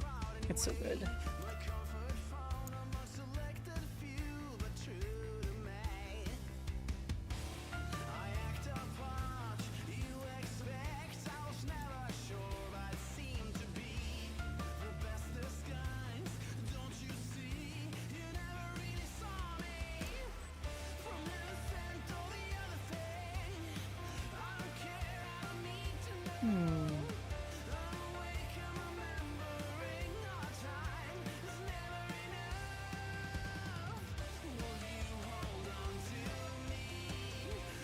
You have some weird air currents? Yeah, you definitely have some weird air currents.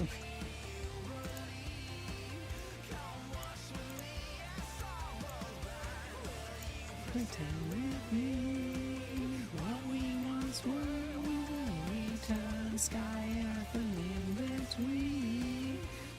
Watch with me as our world burns.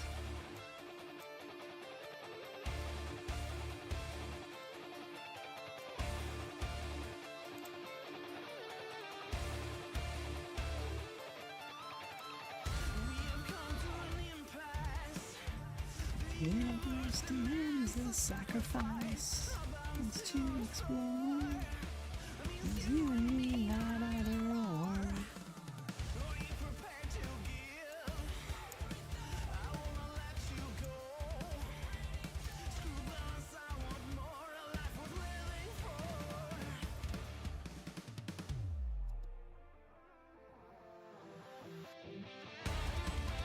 Okay, I don't think we need to bother doing tail rotation. We can. We don't really have to. Oh, we could do. Oh, we could do our talons. We could do our talons as like.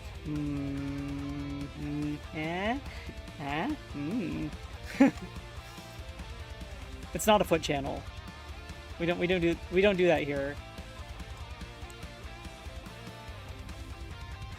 We should ever rotate. We should ever like wiggle the soda can too. That's getting really close to the masks that separate her from the foreground though, so that's getting a little bit dicey.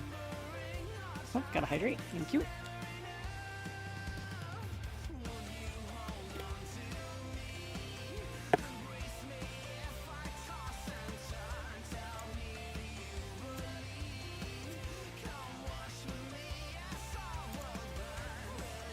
Pretend with me, what we once were, we turn the sky up and in between.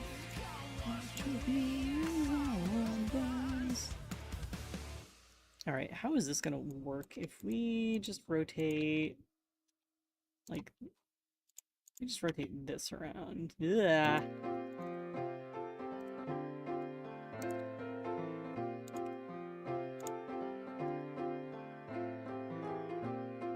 It works okay with the background. We're definitely gonna have to do some interesting skinning stuff to make that work. But I think we can do that.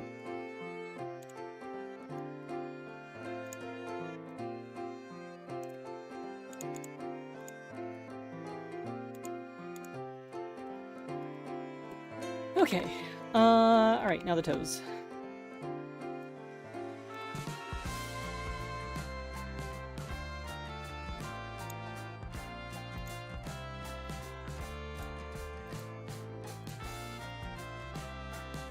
Again, we're not that kind of channel.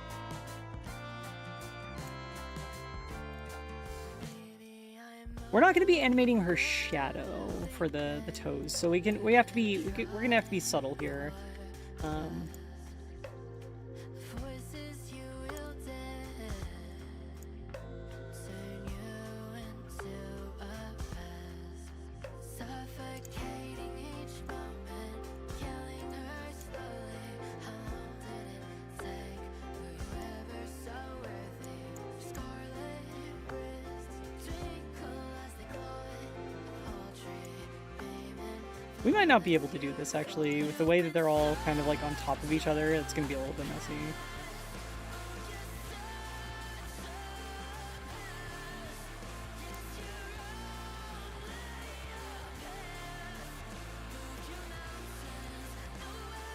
These two toes would definitely have to be, like, animated as one together.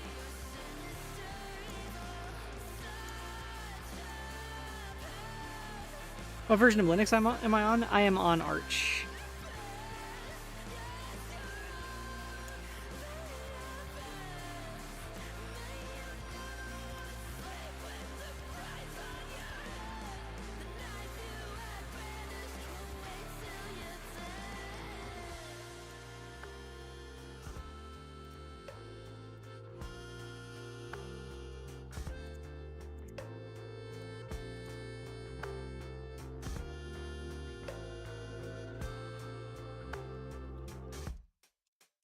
Oh, it's nothing. It's only borrowed time. When I see you smile, I think that I might die. And I know that you're still me. Oh yeah, this is gonna get real weird for the skinning. Look what's happened to us. If only you were never born. Whoop. Would your friends still spill their guts? Should I play into a stereotype I made of myself? Or is a moment in time when I'm doomed? What's the point of saving the world or yourself when the greatest villain is you?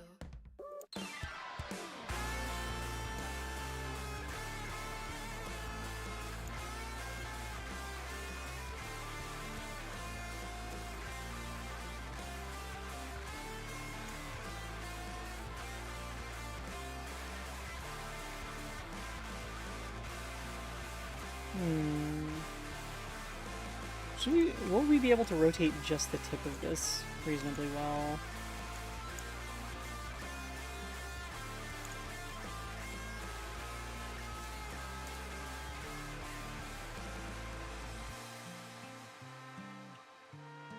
We need another edge loop like right here.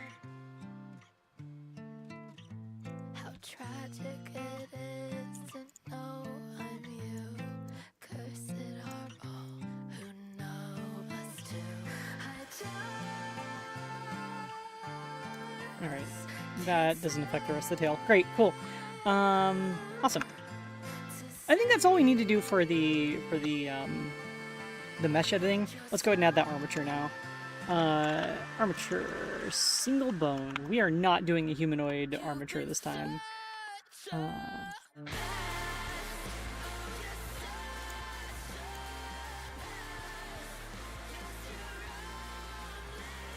see, where's that viewport display option? Go stick. Stick and then front.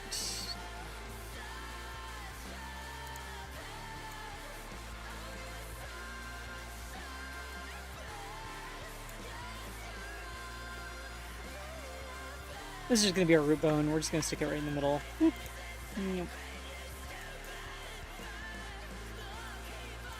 Usually at the hips. we're not actually animating this character in a way where that matters. Here, let's go ahead and separate this off. Let's say relations unconnected from the parent. Whoop. And that's gonna be our only bone for the tail. It's just a single joint. It's a solid piece of metal, like whatever, but it's gonna rotate right on there on that point. Let's call this tail tip. How are you going between moving the texture or not? There's a tool option in the edit mode that says correct face attributes, and that'll basically like counter adjust the UV map and some other attributes when you move vertices. So, all right, this is gonna be toe 1, and this is gonna be toe 2. It's gonna just be the both of them right there. Okay, what's next? We're gonna have...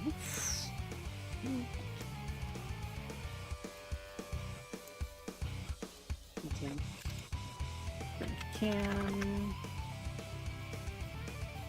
And then we're gonna have all the individual hairs as separate things. Though we're gonna have one...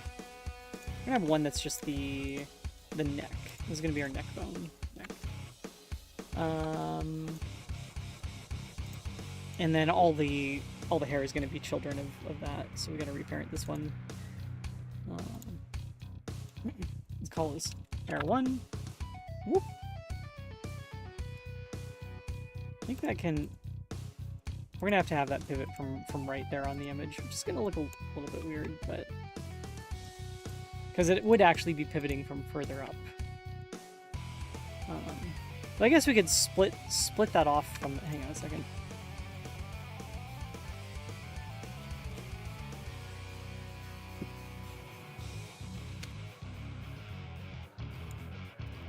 Yeah, so that's currently connected to the cheek. We could just disconnect that.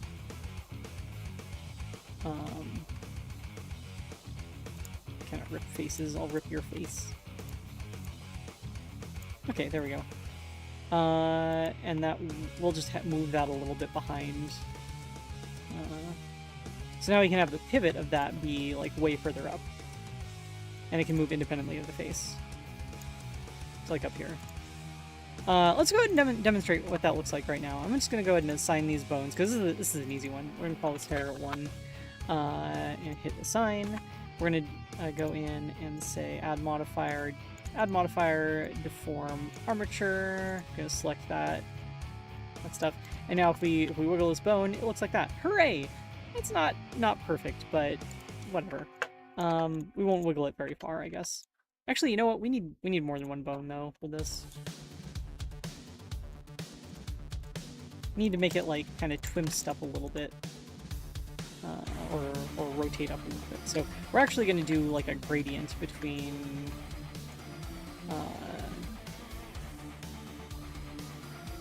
we say hair 1.01, hit assign on that. Actually, we're going to hit assign after auto normalizing, and we're just going to kind of like do this, and I'm just going to do this manually right now. Okay, so now when we rotate this bone, nothing happens. Why is that? What's going on? Hair 1.002. Sure, okay, that's fine.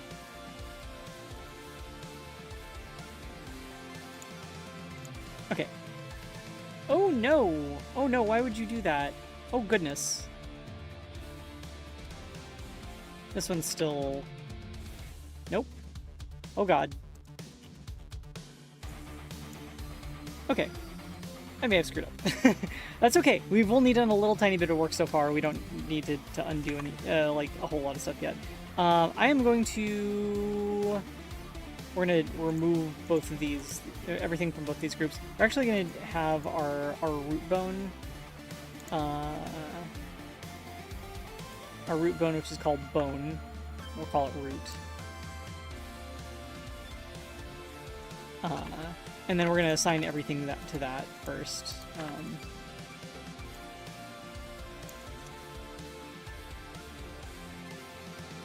There we go. Okay, let's try that again now. So first we're going to take all of this stuff, we're going to assign it to hair 1. Hair 1. Oh no, hold on a second. Assign everything to root. Okay. Now take this. Assign everything to hair 1. Bam. And then we're going to take this, we're going to assign it fully to hair 2, hair 1.002, and then we're going to just apply like a really, really, really simple gradient. Like that. Okay. There we go. Look at the hair. You're doing a little wiggly thing right there. And this also, we can pivot this a little bit. We'll probably have to go ahead and we're gonna have to extend that.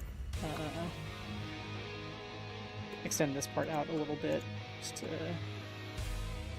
fake it. It's gonna look a little tiny bit stretched. That's fine. No one's gonna notice that.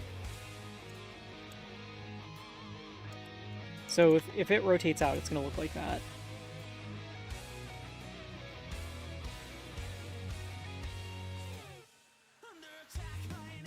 Okay, that's one hair. Oh, I want to take... Hi, Loki. So we're going to take everything up here. I'm going to take all of this.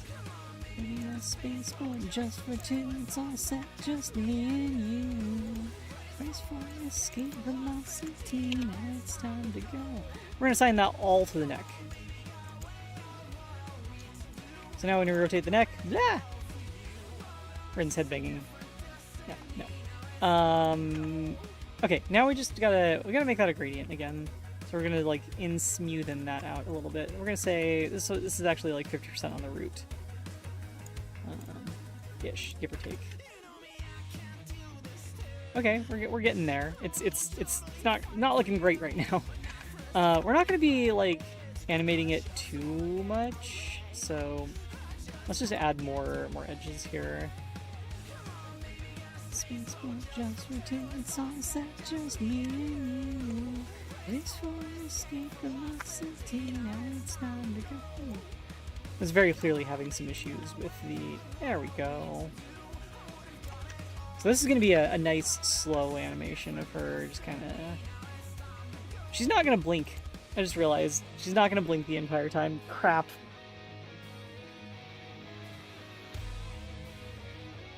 We may have to get a little bit more extreme with this. Crap.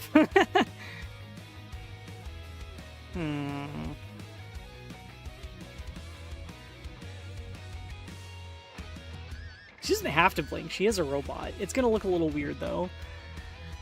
Especially because even her PNG tuber thing blinks. So shouldn't have animated her. NHPs don't need to blink. They're literally... Wow, Jan. They're literally blink space entities. They have to blink. That's how that works, right? We're gonna have to separate out her eye glow so the eye glow turns off. And same with all the glow on all the hair and stuff when she blinks. Just for two, it's all set, just me and you. I think this is escalating. Maybe we should do all the other animations, then worry about the blink afterwards. Now it's time to go.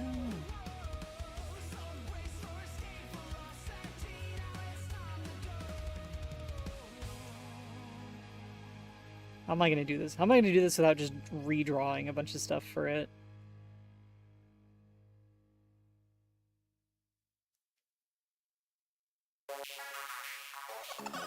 We could just draw like a couple of blink frames, I guess. We could just do that over the... Yeah, let's just do that. We'll do it on top of this.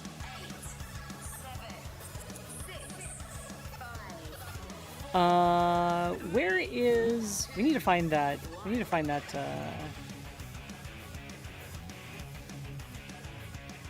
need to find that highlight, though. Oh, eye glow. There we go. Boop. Yep. I always do that when I'm switching back and forth between... Okay, so we got... There's the eye glow. Where's the lighting that happens as a result of the eye glow? Like the little red here and stuff. eye glow highlights on hair. Okay, we're gonna move that off. I'm gonna move these out of the group and then re-enable them. And they still look okay. Cool. All right.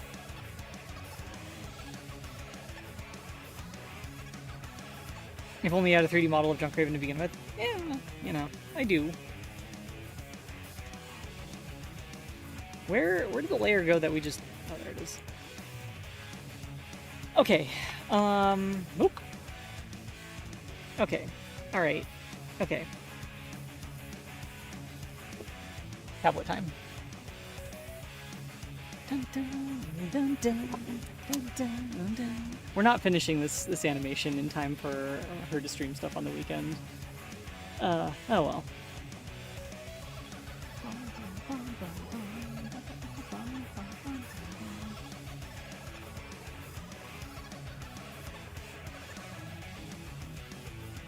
Loki, don't be a butt.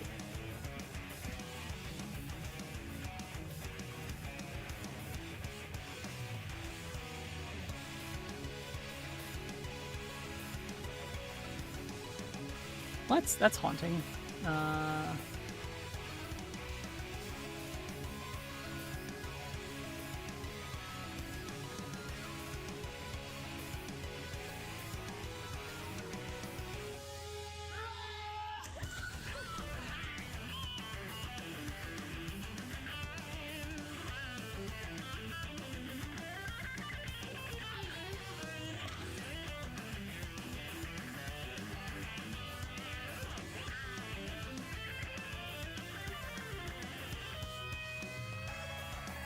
Dang it, don't automatically select the damn layer.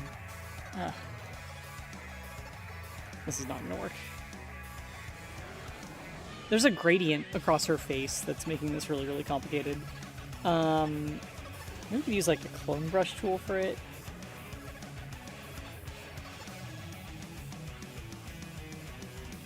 Smart patch tool.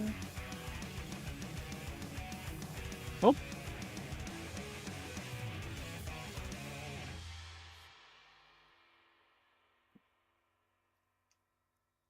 I guess we could just go through and hide the eyeball layers individually. Oh god, there's so many of them.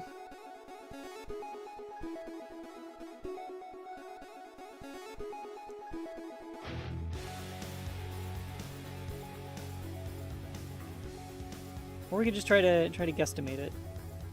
Yeah.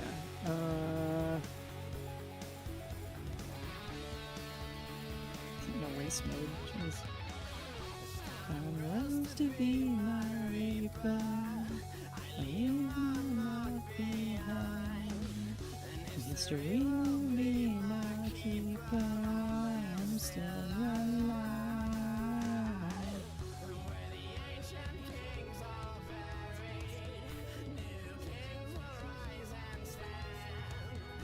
On the freaky eyeball-less version of her subaltern.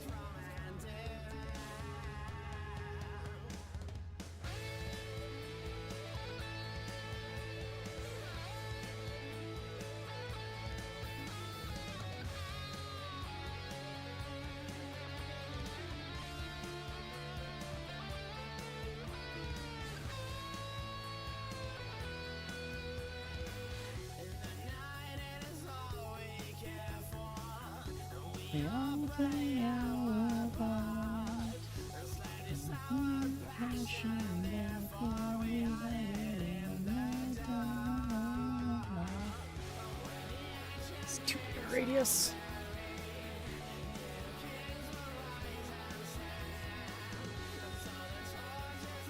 I guess I could have planned out this art a little bit better for this.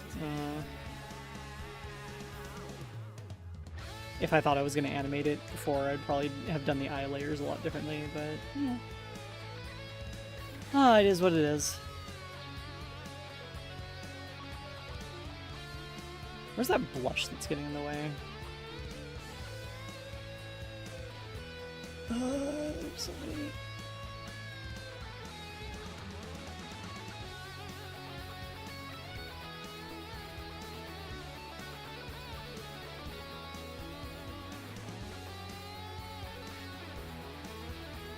There we go. Remind me to get that back in later.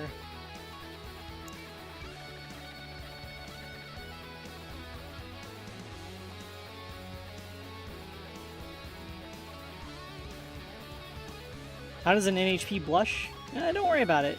There's definitely nothing paracausal happening there.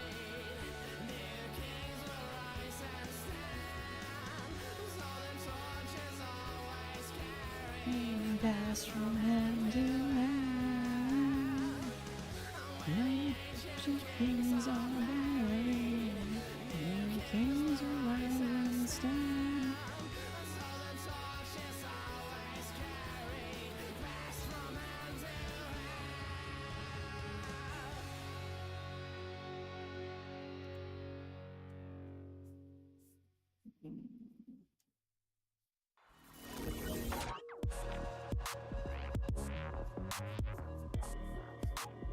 Okay. And then we gotta get a little bit off the hair there.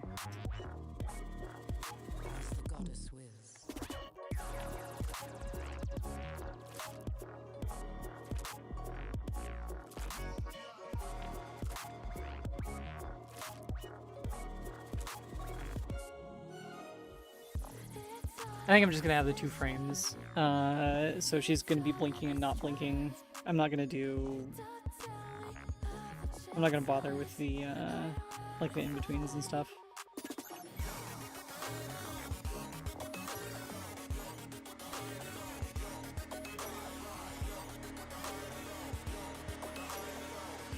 Now we can see where the eyes would normally sit.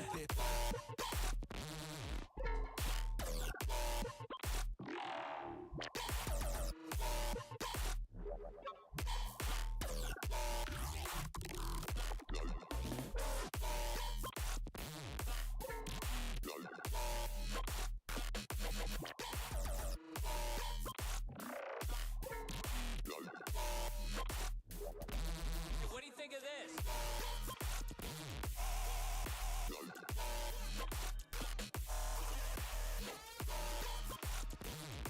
There we go. We got our blink frame. Blink frame for the blink space entity. Go in on that eye a little bit more.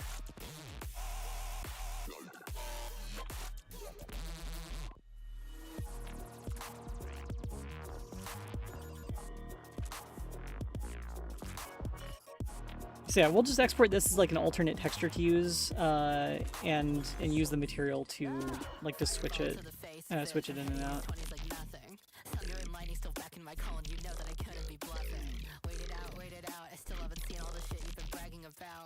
I'm on the wizard shit, you're giving quests in the crowd. Run it back, I've been in this game, I know how to talk to the rats. Getting stacked, all of the spells when I'm hitting a slap, slap. Burning king, all of your treasures fall into my lab. My potions could kill you, bitch, cause your ass ain't strapped. Yeah, okay. Alright, we got it. What are these we're gonna add? Oh, the blush, we gotta get that back in.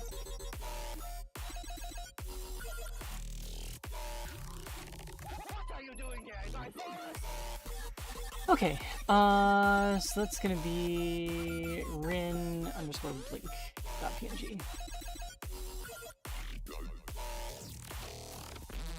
What do you think of this?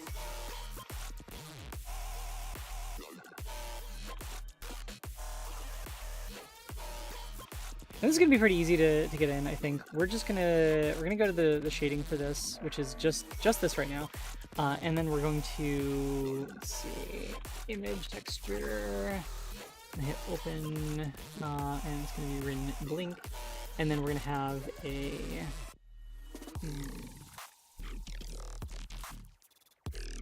mix color. The alpha is going to be the same between them, mercifully. And then, yeah, so we'll be able to blend now between that and, oh god.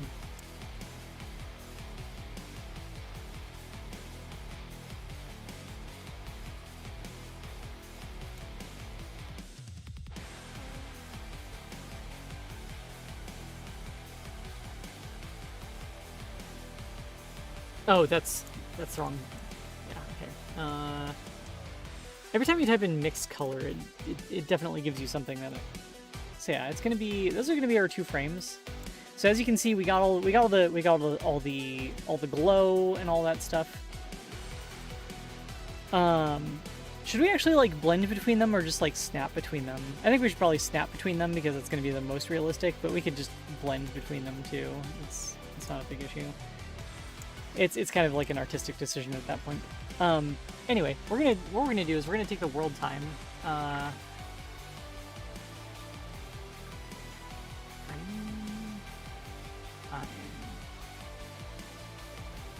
Okay, we're gonna make a value, and we're gonna animate that value. Let's do this. Timeline. And go back to the start of time. Insert a keyframe here, and then go to the end of the animation. We're going to set the time to 1, and there we go. Okay, so this will now go from 0 to 1 over the course of the animation. I'm going to take that, I'm going to multiply it up by a whole bunch. And then we're going to run that through a sine wave to make it like cyclic.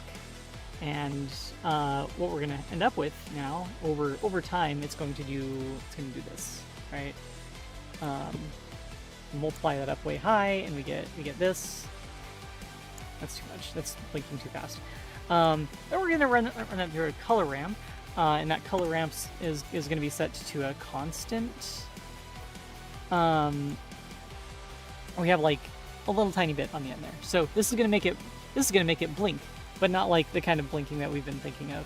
It's going to just blink at these regular intervals, right? In fact, what's the rate of that? Yeah, it's too fast. So we'll set it to like 100.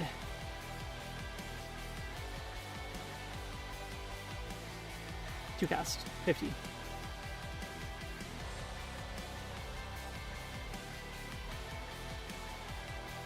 Too slow.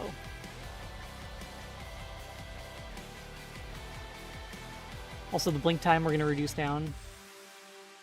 There, that's her blink time now. Okay, I think that's a good rate. Okay, so what we're going to do with this now is we're gonna take all this, and we are going to use that as the mix alpha. And so now she's just going to blink. Pretty cool, huh?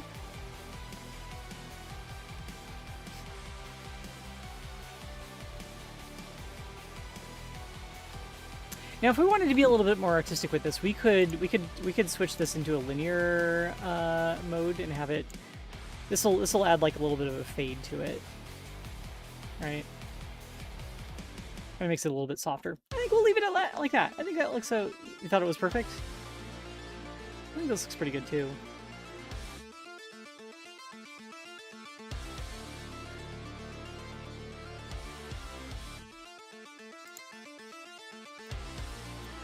Alright, well, one way or another. Oh, hey, Castmax Games! Thank you so much for the raid! How'd your stream go? What were you up to?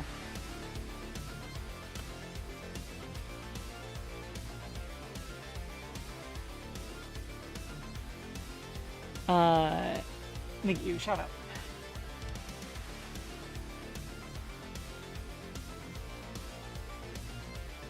Welcome, Raiders. Hello. We are currently animating the art that we just finished recently.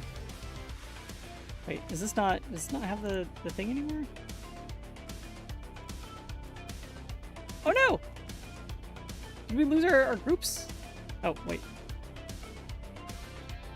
Oh no, I overwrote it when I did the head banging. Yeah, here's what we got so far. We're trying to animate the stuff so that I can have an intro screen. This is the current prototype of it. I want to have an intro screen for Junkraven. Been writing and am scripting web build of my game engine so I can make browser demos of my game. Everything except audio is done. I'm at the point where the audio library compiles, but audio mysteriously isn't playing. Printf debug it next time. Nice. So yeah, we just made it so that she blinks. by modifying the texture. But we're gonna be like animating the hair and everything individually. Look at what we did for like the light coming in. This is actually like masking it off, so when we see it down here, it's only gonna light up the actual like opaque parts. Come on. Come on. There we go. That's the nearby star just kind of like lighting up the inside. Isn't that cool? So yeah, we're currently going through and taking, this is what it looks like right now in 3D. We're currently taking we can actually delete this plane here. It's just like a layer stack that we're just like individually doing things with each layer. We're currently adding a bunch of bones to Rin here. We just made it so that she blinked. And all we got to do now, I think, is oops, that should be, there we go. All we got to do now is do a bunch of skinning, and then we'll do the animations with the bones, and then we should be good to go, and we'd be done. All right, so this section again is gonna be all hair 1. Oops, all hair 1, and then we're gonna introduce hair 2 down here, or hair 1.02, and then we're gonna do a gradient. Manual gradient, because it seems to be working okay. And now we should be able to wiggle this hair, whoop, like that. And we have to do that for every single hair. So this one, we're gonna do that, and then this is hair 2, I think, right? This is hair 1.001 and .003. Oh, jeez. Okay, these bone names are getting a little wonky.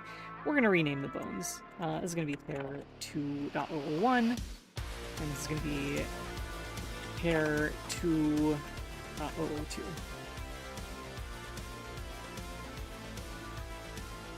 Okay.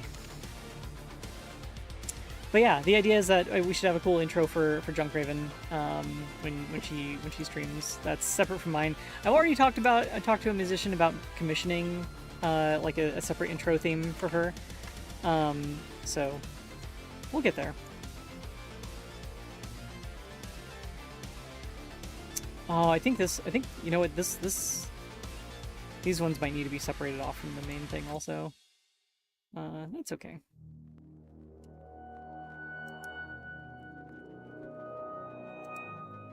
Not like that, though.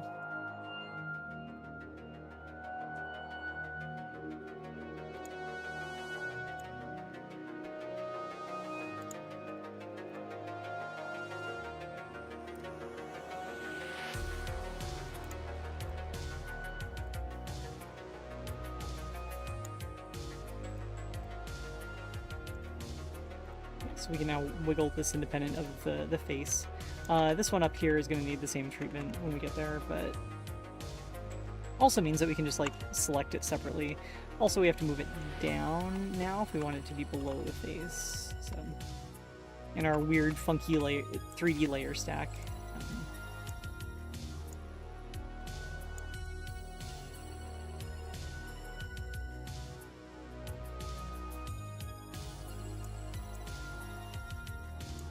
There's a way to like blend, there's a way to like blend bone influences out, and I don't know how to do that off the top of my head, but okay, this is going to be all assigned to hair 2.001. We're going to make a new one. It's going to be hair 2.002, and that's the one that we're going to start like blending in. So let's assign that. Let's hop into the weight paint mode and see what we can do with this. Because this is, so yeah, we have these two. What if we just, oh yeah, that looks like it probably works fine.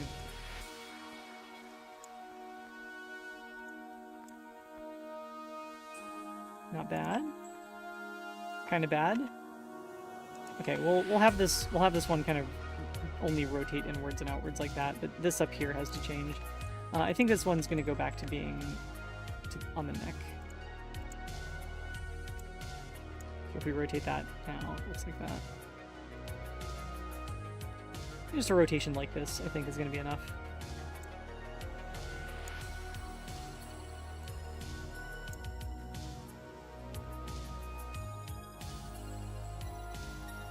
Okay, that's 2 hairs.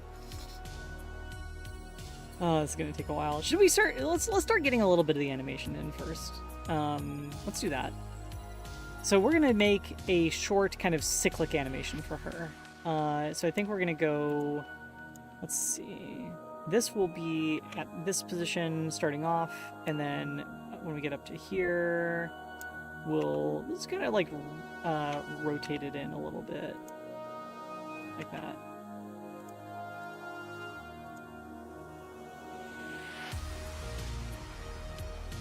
We're gonna get rid of any location keyframes, and we're gonna get rid of any scaling keyframes. And I kind of want to. Can we just do like Euler rotation for this? I don't want to look at quaternions directly today. There's no reason for us to. This is what we're stuck with.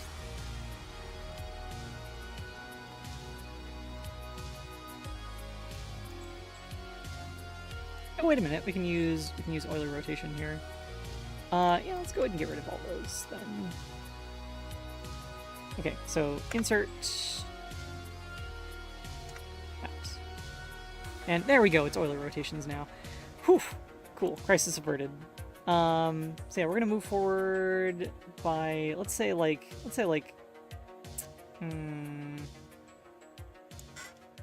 60 frames. We're going at like 24 FPS. So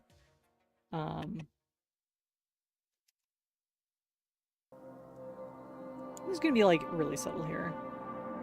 And then insert keyframe. This one we can actually keep the ease in and ease out stuff going. So let's go back to the, I think it's the dope sheet.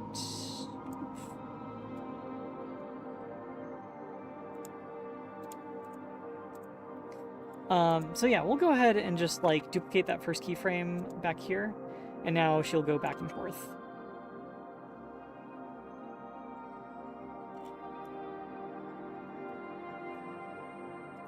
Pretty cool, huh? Let's make it cyclical. So we're gonna add an animation modifier onto it, or not this cyclic animation thing. That's not what we're doing. I think I'm trying to remember where we do this though. I think it's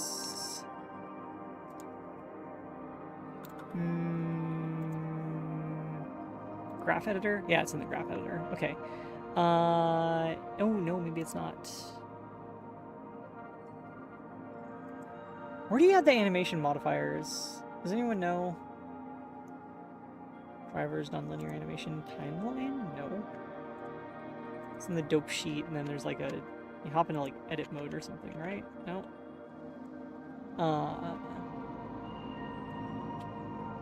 It is in the graph editor, but how do we?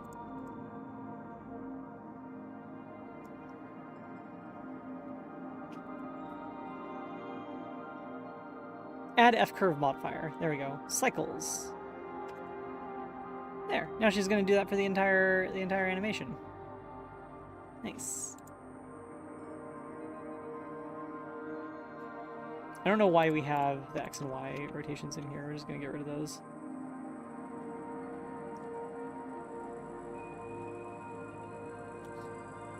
It's looking pretty good so far, I think. So yeah, within that same like animation time, that's where we're gonna put the. That's where we also got to put the other animations. So we gotta have like some secondary animation going on here, right? So we have 0 to 60 on this. Let me uncheck normalize on this. I'm trying to remember how to scale this graph better.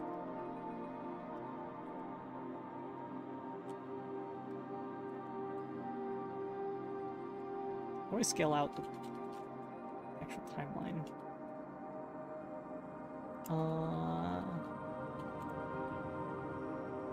There we go. You have to hold control and middle click. Okay. So yeah, that's one of those done. So here we can see over the entire, or the course of the entire like cycle. So we're gonna go forward. As she's going forward, let's have all this. Add keyframes for those. Just the rotation, which is going to be as XYZ Euler for all of them.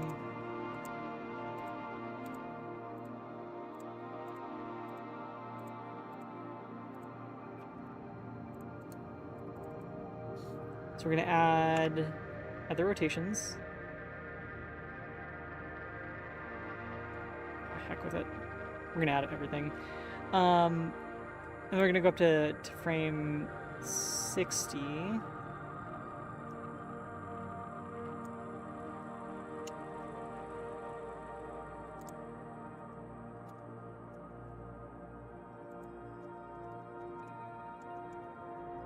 going to go up to frame 60, and then we are going to. So this is the peak of her kind of leaning forward a little bit. So all of these are going to be rotated in like that. And we're going to say insert keyframe. Same with these ones. It's going to be kind of rotated in like that. Insert. We go back to the dope sheet. Boop. And now we can go ahead and make sure that those get duplicated. Let's get everything in the view.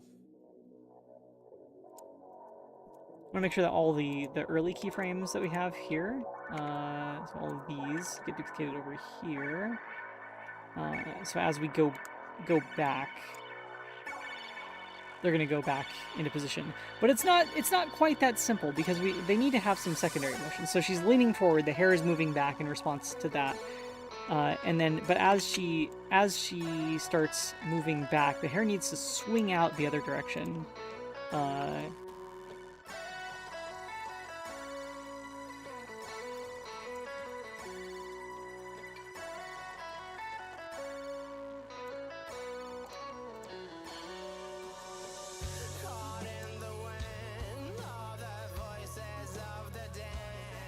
Leans forward, and she leans back, and it goes too early. Let's move that over. Okay, so she starts moving back, and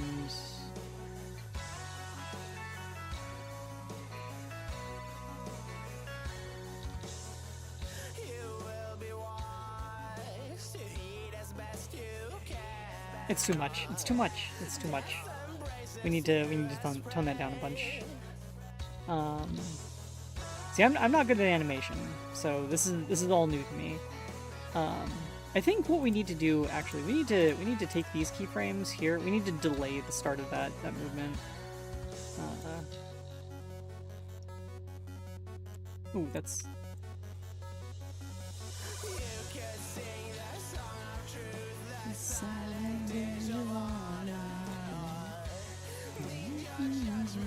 I think these need to start moving back, like after the neck rotation has started moving a little bit. So we're gonna take all these keyframes, just kind of scoop them forward a little tiny bit.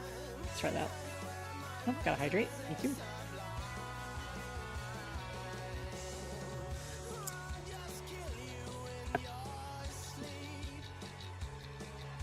And we're actually gonna take all that and kind of extend it past the end.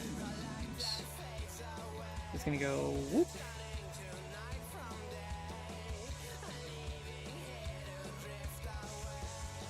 Has hydrate always been that expensive? No. This is in the post channel point catastrophe inflation. I'm sorry.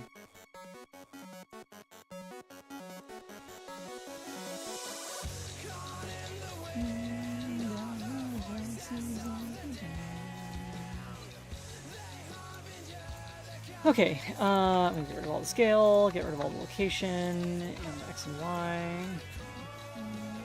Take you anytime.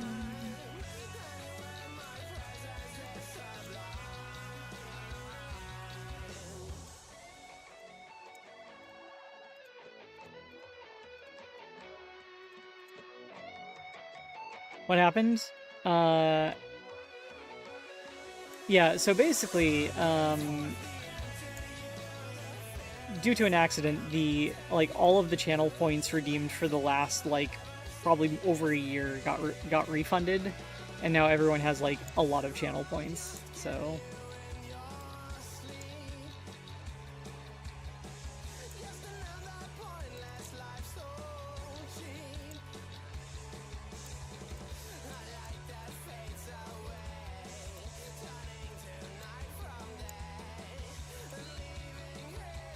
oops, did I? Ah, crap! I screwed that one up. Gotta redo one of them. Add F curve modifier, cycles, F curve modifier, cycles. Where is the cycle? Okay.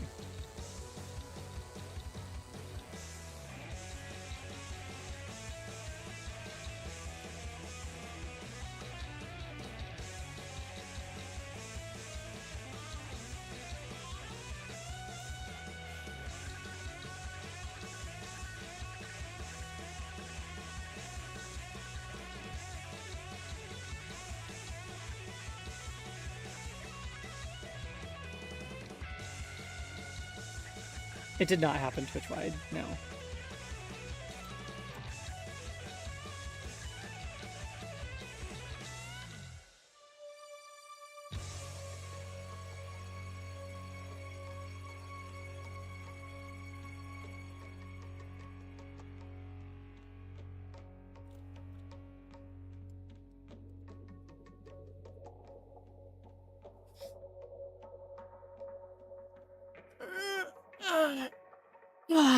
No, it's almost time to wrap up stream, but this is going good. I think we're on track to have a pretty cool intro animation for Rin here.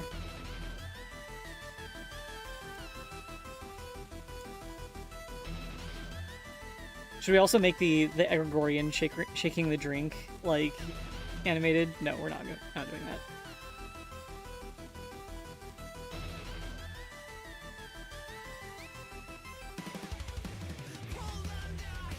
What's left? This strand of hair, this strand of hair, this one, the tail tip, the talons, and the drink can.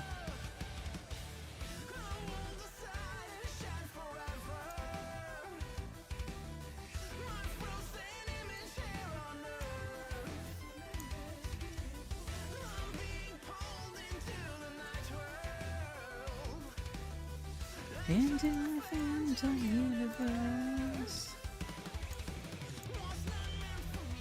This one's gonna have to pivot from an awkward position. That's okay. This is going to be bone. Let's see. Hair 3.002. Hair 3.001. We're gonna have to be subtle with this one. We can't do a whole lot with it right now. Especially because of the way it connects to the head. Yeah, we need to... There's a Babylon 8-year link, I'm sorry.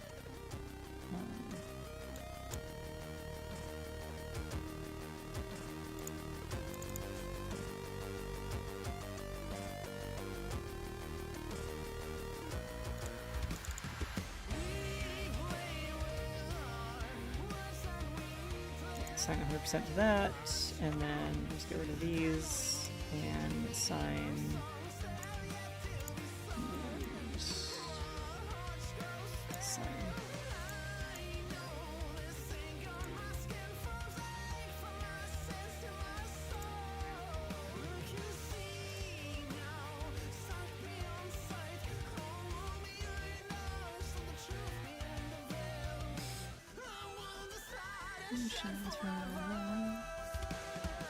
I need to add more edge loops in here.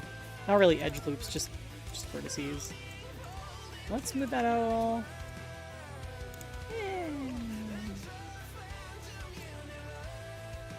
Like I said, we can't do a whole lot with this one. Let's just go ahead and rig the other hair before we get to actually animating. That way we can animate them all kind of in sync with each other.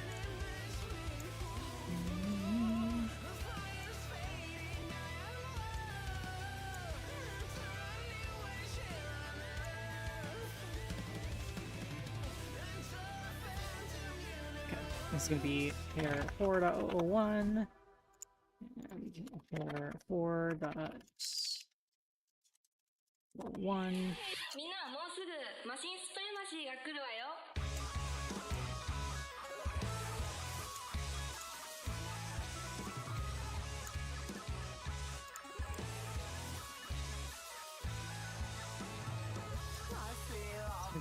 Hair 5.001, hair 5.002.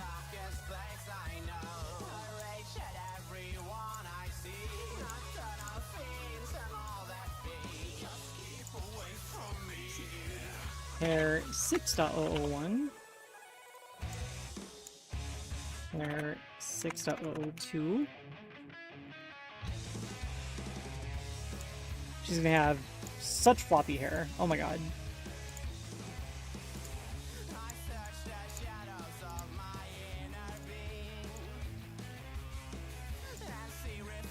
Seven dot oh oh no, oh no. Hair 7.001. It's almost time to wrap up stream. Hair 7.002. We're not finishing this stream, but look at where we're at, right? It's looking good. This is looking. Maybe I'll finish this over the weekend so that Rin can stream with it. Maybe not. I don't know. We'll see. We'll see how things go. But I mean, honestly, I think this is coming along good.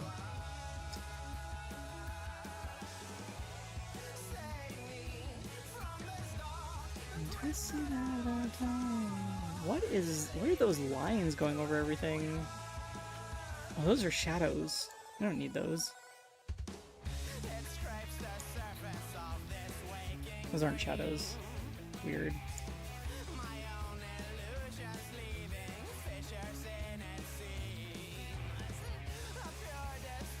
It's only there during the animation, so whatever.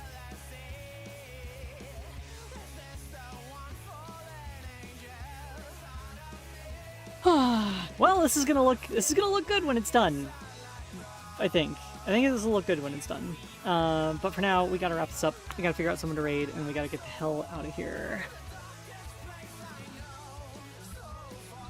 From Leon,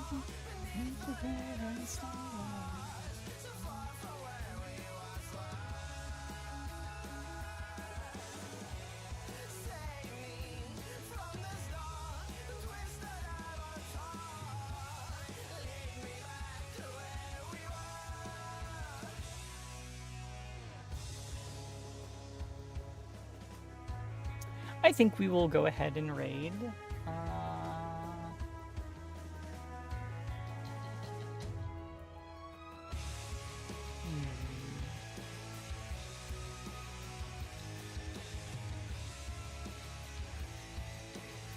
Let's go and raid Jen.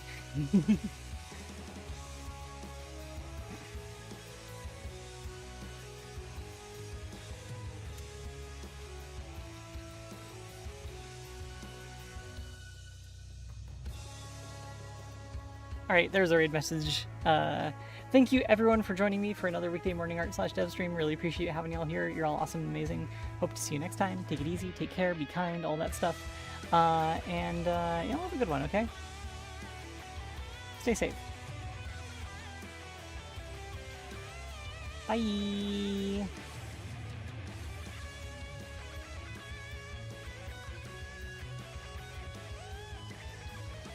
Oh no, I just got hit by an ad break on Jen's stream. Ah! Oh, whatever. I know the trick.